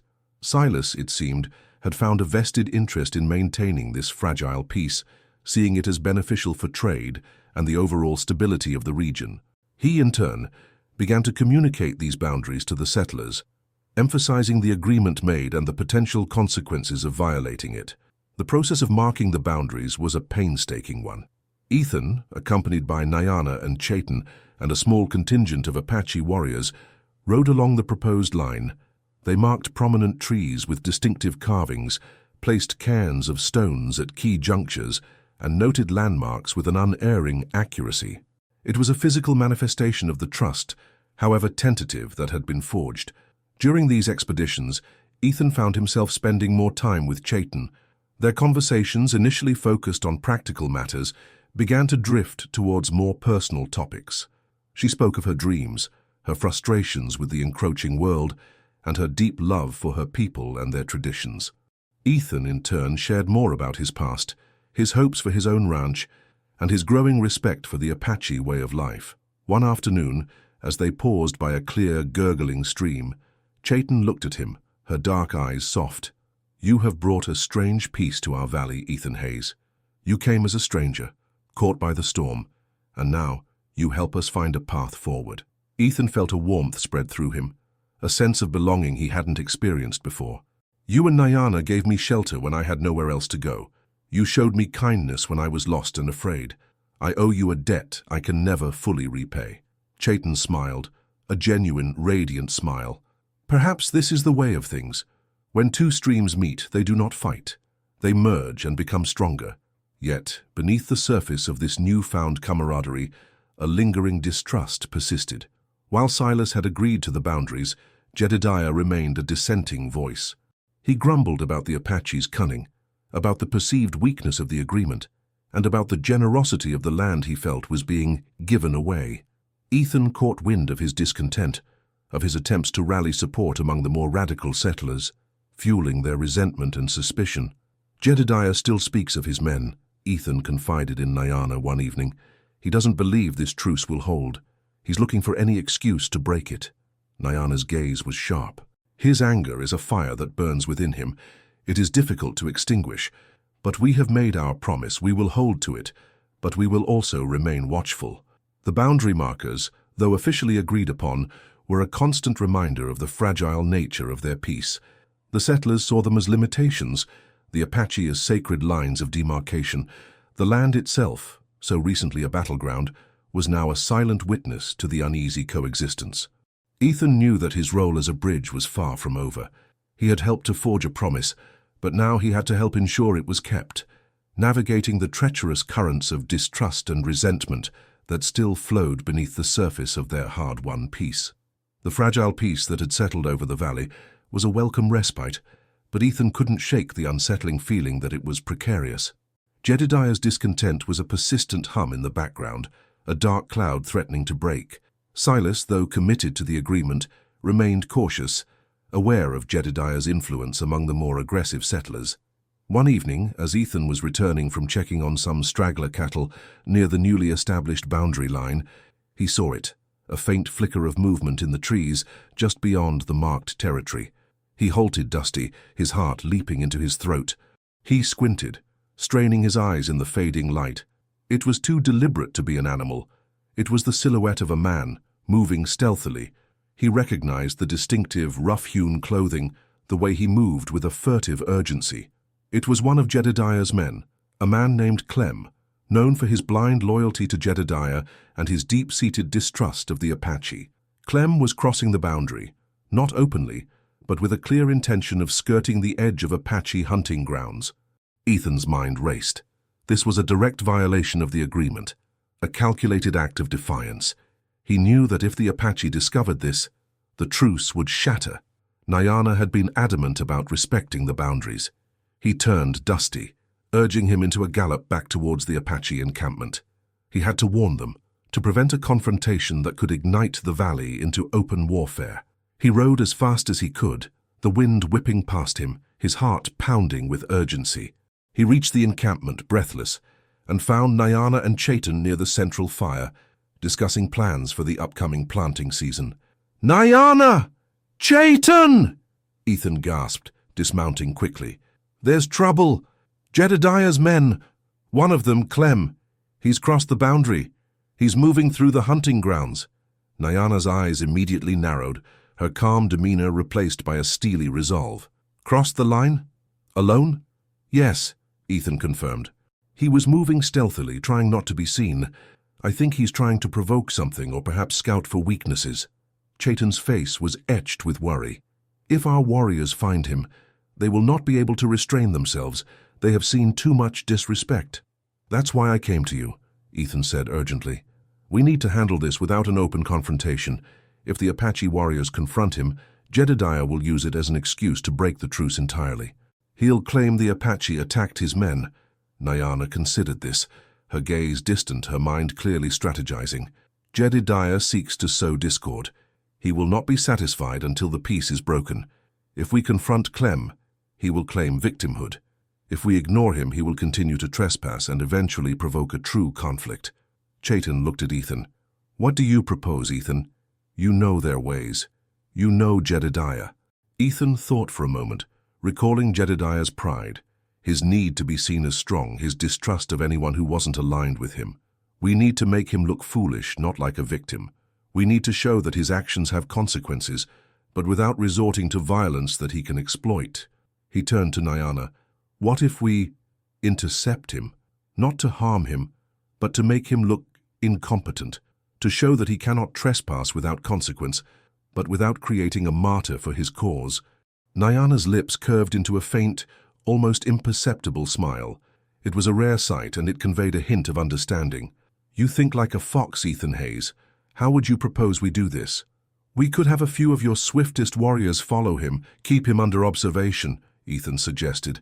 "Let him think he's getting away with it. Then, when he's deep into the hunting grounds, they could surprise him, not with weapons, but with a show of force.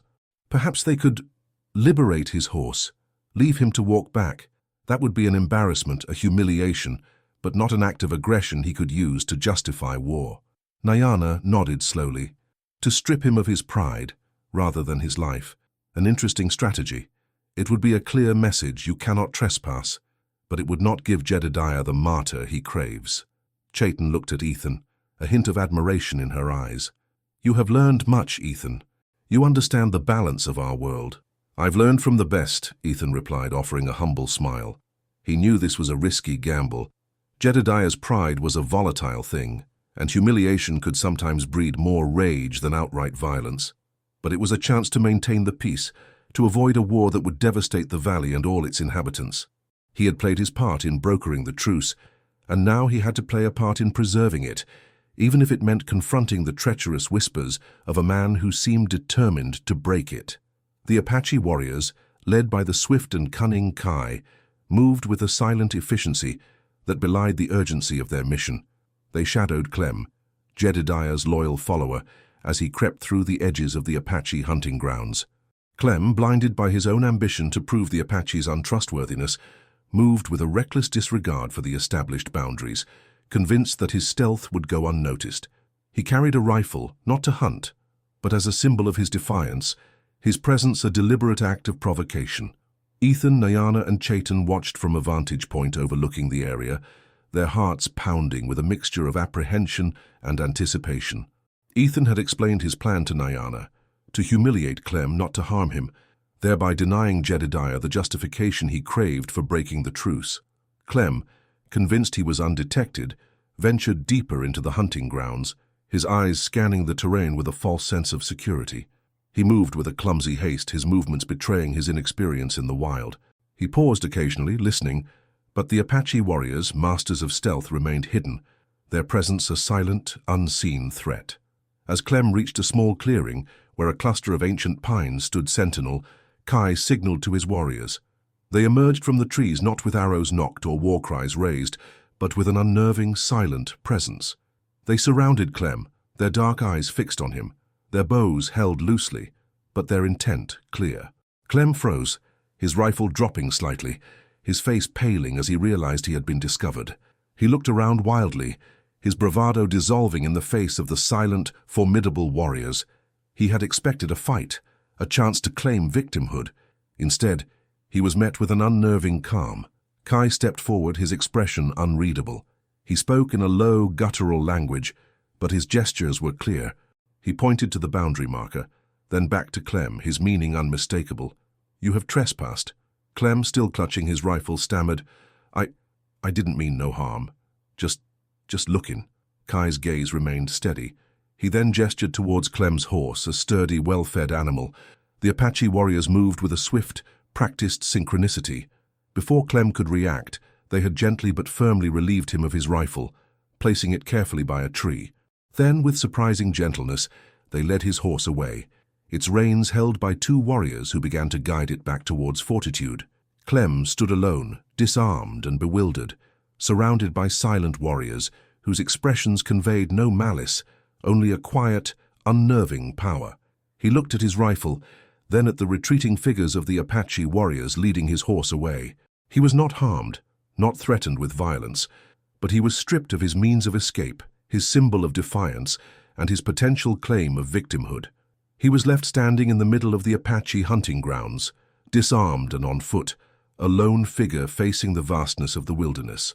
The humiliation was palpable, a silent testament to the Apache's control and their willingness to enforce the boundaries without resorting to the violence Jedediah craved. Ethan, watching from his hidden vantage point, felt a mixture of relief and grim satisfaction. Clem had been disarmed, his horse taken, and he was left with the long, arduous trek back to Fortitude, a journey that would undoubtedly be filled with his own anxious thoughts and the stark realization of his transgression. He would have no heroic tale of bravery to spin, only the embarrassing truth of his solitary, disarmed walk of shame. Nyana and Chaitan exchanged a look, a shared understanding passing between them. They had made their point. The boundaries would be respected, and Jedediah, deprived of his catalyst for war, would have to find another way to stir up trouble, if he could. As the Apache warriors melted back into the trees, leaving Clem standing alone in the clearing, Ethan knew that this incident, though seemingly minor, was a crucial moment. It was a demonstration of strength without aggression, of consequence without bloodshed. It was a testament to the possibility of finding a different path, a path paved not with violence, but with a quiet, unwavering resolve to protect what was theirs, while still leaving the door open for peace. The humiliation of Clem was a small victory, but one that Ethan hoped would resonate far beyond the silent clearing in the Apache hunting grounds. The news of Clem's humiliating return to Fortitude spread like wildfire, not through boasts of conquest, but through hushed whispers of embarrassment and disbelief. Clem, disarmed and on foot, had arrived back at the settlement looking disheveled and utterly defeated. His story, when he finally managed to stammer it out, was not one of Apache aggression, but of his own foolish trespass and the silent, swift, and utterly disarming response of the Apache warriors. Jedediah, furious at the lack of a violent incident to fuel his war cry, was beside himself. "They took your horse, they took your rifle," he bellowed at Clem, his face contorted with rage. "And you let them? You just stood there like a gutless pup?" Clem, his pride shattered, could only stammer, They were so quiet, Jedediah, so many of them. They didn't hurt me, but they just took my horse and my rifle. They left me to walk." The other settlers listened, a mixture of amusement and confusion on their faces. Clem's narrative lacked the element of Apache savagery that Jedediah had so eagerly anticipated.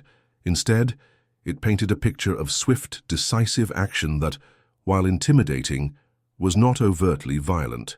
The Apache had enforced the boundary, but they had done so with a calculated restraint that undermined Jedediah's narrative of them being irredeemable savages. Silas, ever the astute observer, saw the ripple effect of this humiliation.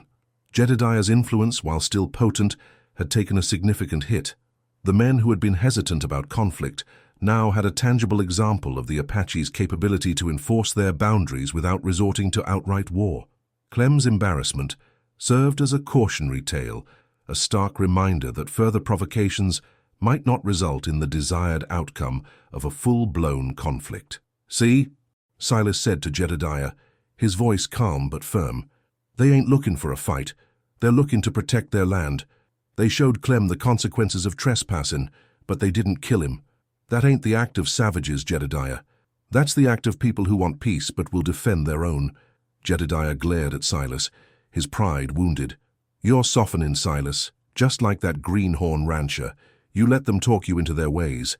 "I'm being practical, Jedediah," Silas retorted. "And the practical thing is, a war with the Apache ain't gonna benefit anyone. It'll cost lives, resources, and probably won't end with us getting all the land we want. This truce, this boundary, it's a better deal for everyone." The sentiment began to spread among the settlers. The fear of the unknown Apache was slowly being replaced by a grudging respect for their strength and a growing understanding of their desire for peace.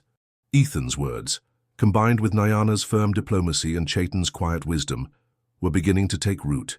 The humiliation of Clem, intended to be a minor setback, had inadvertently become a catalyst for change, highlighting the Apache's measured response and undermining Jedediah's calls for immediate aggression.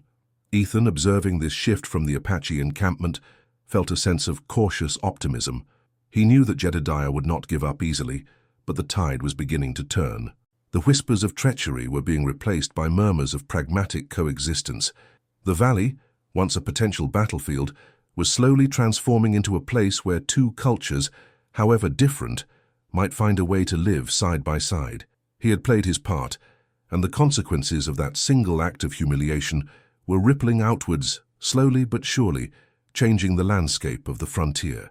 The ripple effect of Clem's humiliation at the hands of the Apache warriors had subtly yet significantly altered the dynamics around Fortitude. Jedediah, though still vocal in his dissent, found his influence waning. The settlers, having witnessed the Apache's restrained yet effective enforcement of the boundary, were increasingly hesitant to follow his aggressive lead.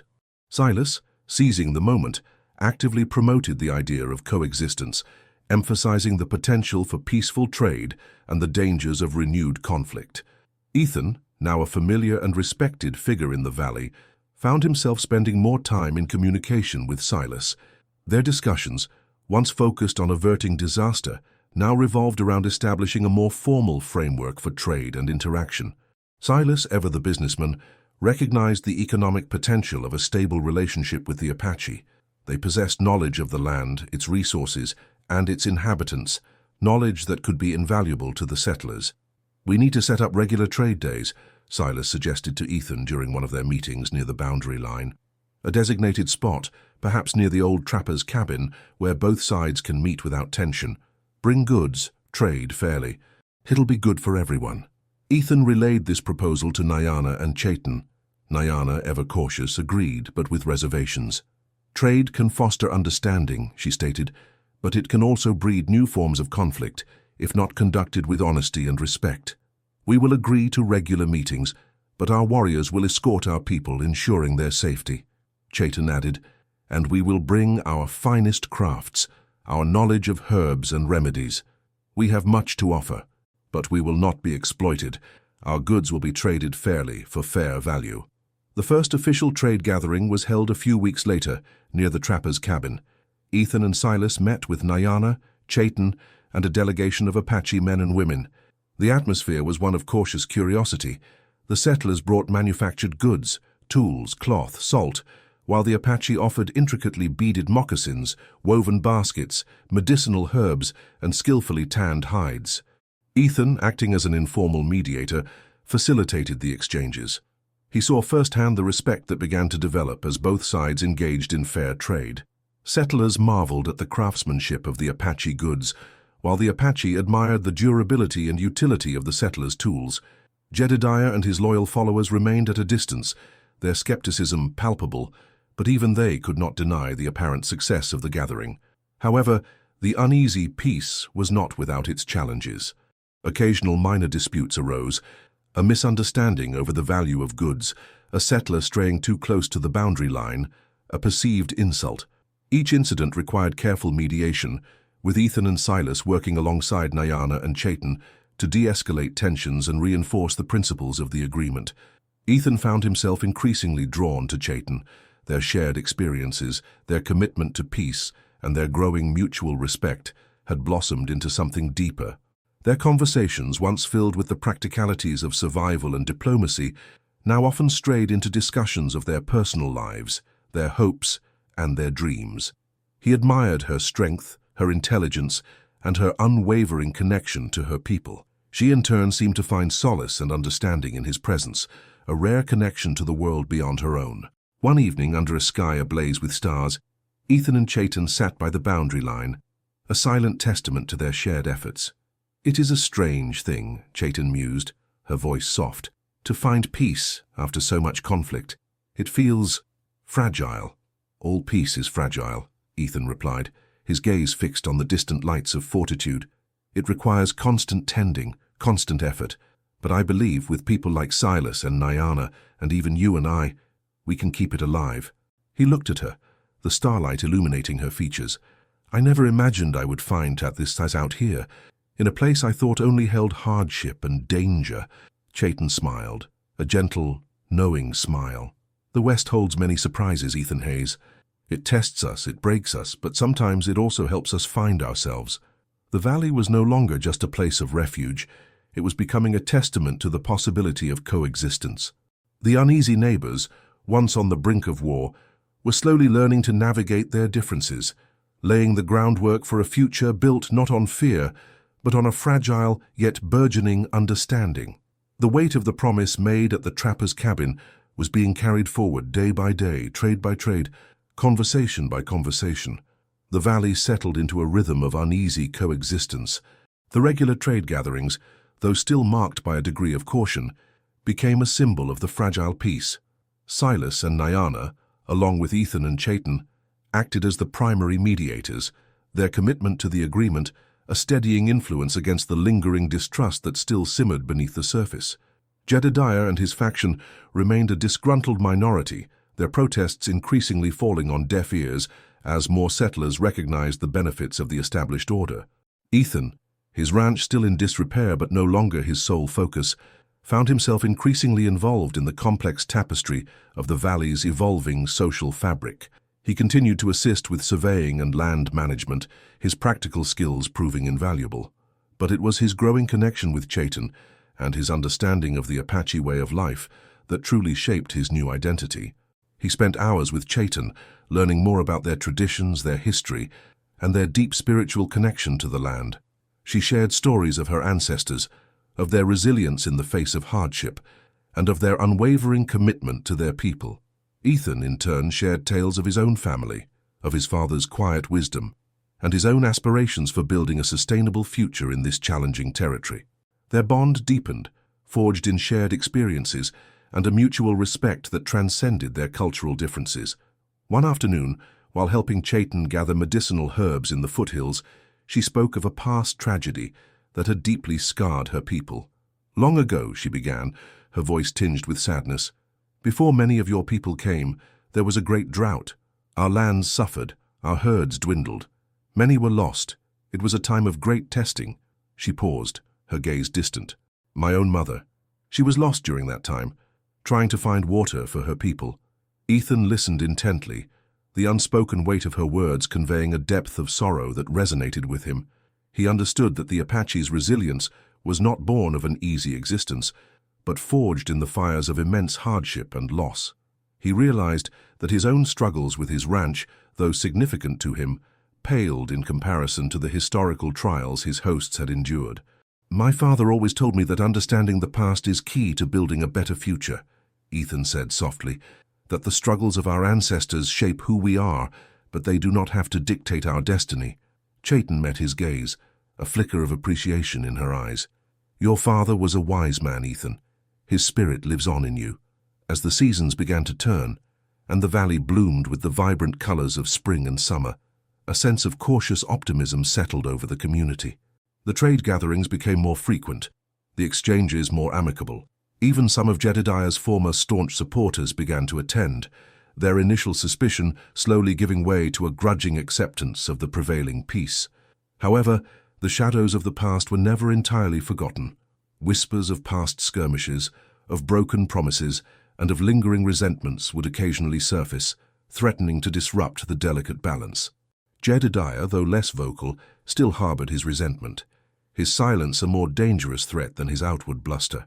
Ethan knew that the peace they had forged was not an end point, but a beginning. It required constant vigilance, ongoing communication, and a continued commitment to understanding. He had come to the valley seeking refuge from a storm, and had found himself embroiled in a far greater challenge, the complex, often perilous journey towards building a future where different peoples could coexist. He looked at Chayton, her spirit as resilient as the land itself, and felt a profound sense of hope. The seeds of the future had been planted, but they would require careful tending to flourish in the wild, untamed soil of the West. The valley thrived under the warm embrace of summer. The fields Ethan had painstakingly cleared and planted were showing promising signs of growth, a testament to his growing skills as a rancher. The trade between the settlers and the Apache had become a regular, predictable occurrence, fostering a sense of mutual reliance even if deep-seated trust remained elusive for some. Silas continued to profit from the stability, his trading post a hub of activity, while Nyana and Chayton guided their people with a steady hand, ensuring their traditions remained vibrant amidst the encroaching modern world. Ethan found himself at a crossroads, his life irrevocably altered by his experiences in the valley. He had come seeking shelter, a virgin rancher lost in the wilderness. He had found himself embroiled in conflict, brokering peace, and discovering a depth of character he never knew he possessed. His connection with Chayton had deepened into a profound love, a bond that transcended cultural divides and the harsh realities of their time. One evening, as they sat by the boundary line, the same spot where they had sealed the initial truce, Ethan turned to Chayton. "I've been thinking," he began, his voice earnest. "My ranch, It's still in need of a lot of work, but it's mine. And I want to build something there, something lasting, something that honors the peace we've found here." Chaitin listened, her dark eyes reflecting the starlight. She knew what he was implying, the unspoken question hanging in the air. "And you," Ethan continued, taking her hand, "you are a part of this valley. Your people, they are here. But if my future is there, then I want you to be a part of it, with me." Chaitin's breath hitched. The unspoken had been spoken. The prospect of leaving her people, her heritage, was a daunting one, yet the thought of a future without Ethan was equally unbearable. "Ethan," she began, her voice soft but laced with emotion, "my life is here, with my people, my sister Nyana. She relies on me, and I on her." "I know," Ethan said, squeezing her hand, "and I would never ask you to abandon them. But perhaps there's a way. Maybe you could still be close. Maybe we can build something that bridges both worlds. A ranch that respects the Apache ways, that honors the peace we've fought for." He was asking her to choose, to step away from the familiar comfort of her people and into an uncertain future with him. It was a choice that would have significant repercussions, not just for them, but potentially for the delicate balance of peace in the valley. Meanwhile, Jedediah, though his influence had waned, had not disappeared. He continued to grumble, to sow seeds of doubt among the more impressionable settlers, and to watch for any sign of weakness in the established order. He saw Ethan's growing standing, his connection with Chaitin, and his commitment to building a future in the valley as a personal affront. He believed Ethan represented everything he despised, a soft, naive man who was willing to compromise with the savages. One sweltering afternoon, Jedediah, fueled by a potent mix of whiskey and resentment, decided to act. He gathered a few of his most loyal and most misguided followers and rode towards Ethan's struggling ranch, located just beyond the agreed-upon boundary line, but close enough to be within the settlers' perceived territory. His intention was not outright violence, not yet, but a show of force, a deliberate act of intimidation aimed at Ethan, and through him, at the fragile peace he represented. Ethan, working his fields, saw them coming. His heart sank. He knew Jedediah's simmering anger would eventually boil over, and he was the most visible symbol of the new order. He signaled to Chaitin, who had been nearby, observing the progress of his crops. "Jedediah," Ethan stated, his voice grim, as Jedediah and his men reined in their horses, their faces hard and defiant. "You know this land is within the agreed-upon boundaries. What do you want?" Jedediah sneered. "What do I want? I want to see this land being worked by proper folk, not by some fella who's gone soft on the redskins. I want to see this valley being built the right way, not something half-breed." Chaitin stepped forward, her presence radiating a quiet strength. "So you speak with hate in your heart, Jedediah. You forget the peace we have worked so hard to build." Jedediah's gaze shifted to Chaitin, a flicker of surprise, then renewed anger, crossing his face. "And you, the Apache woman, what are you doing here? This ain't your place to be talking about peace." Ethan stepped between them, his hand resting on the worn stock of his father's rifle. He knew this was a critical moment. Jedediah was looking for an excuse, any excuse, to shatter the peace. He had to choose his path, and he had to stand firm, not just for himself, but for Chaitin, for Nyana, and for the future of the valley. The confrontation at Ethan's burgeoning ranch was a tense standoff, a culmination of simmering resentments and the fragile peace that had been painstakingly built. Jedediah, his face contorted with anger, stood defiant, flanked by a handful of his most ardent followers. Ethan and Chaitin stood their ground, a united front against the storm of Jedediah's hatred. "This land is ours, Hayes," Jedediah roared, his voice echoing across the fields. "And you, woman, you have no right to be here, talking about boundaries. You and your kind are savages, and you'll never be nothing more." Ethan stepped forward, his stance firm, his gaze unwavering. He held his rifle loosely, a symbol of his willingness to defend himself, but not an immediate threat. "Jedediah, this land is within the agreed-upon boundaries. Chaitin is with me, and she has every right to be here. We have chosen peace, a path of coexistence. Your hatred will not destroy that." Chaitin, standing beside Ethan, spoke with a quiet strength that belied her calm demeanor. "Your words are born of fear, Jedediah, not of truth. We have shown you that we can live together, that we can trade, that we can respect each other's ways. Why do you cling so tightly to your hate?" Jedediah scoffed, but a flicker of uncertainty crossed his face.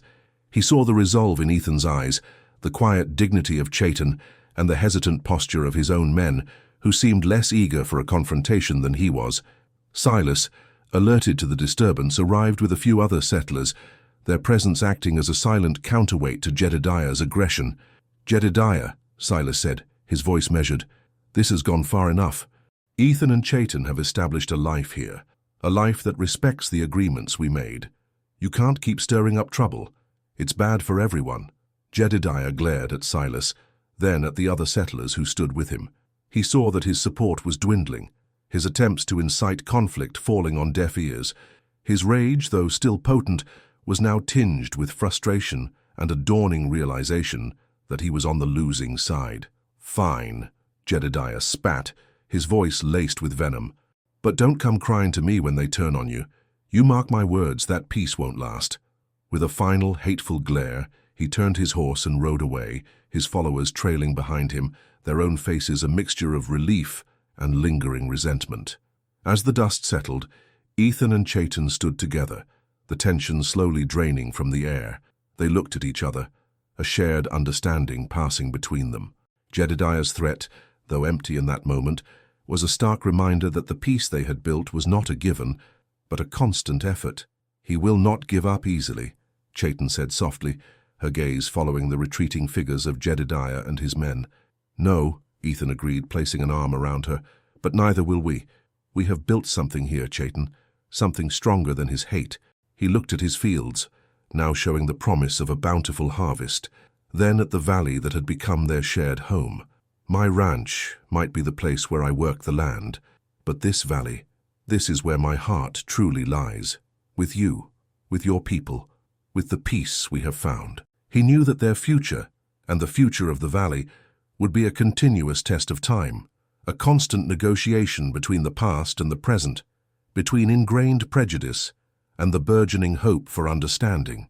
But as he looked into Chayton's eyes, he saw a reflection of that hope, a testament to the enduring power of connection, resilience, and the unexpected love that had blossomed in the heart of the Wild West. The virgin rancher had found his purpose, not just in taming the land, but in helping to cultivate a future where two worlds could, against all odds, find a way to thrive together.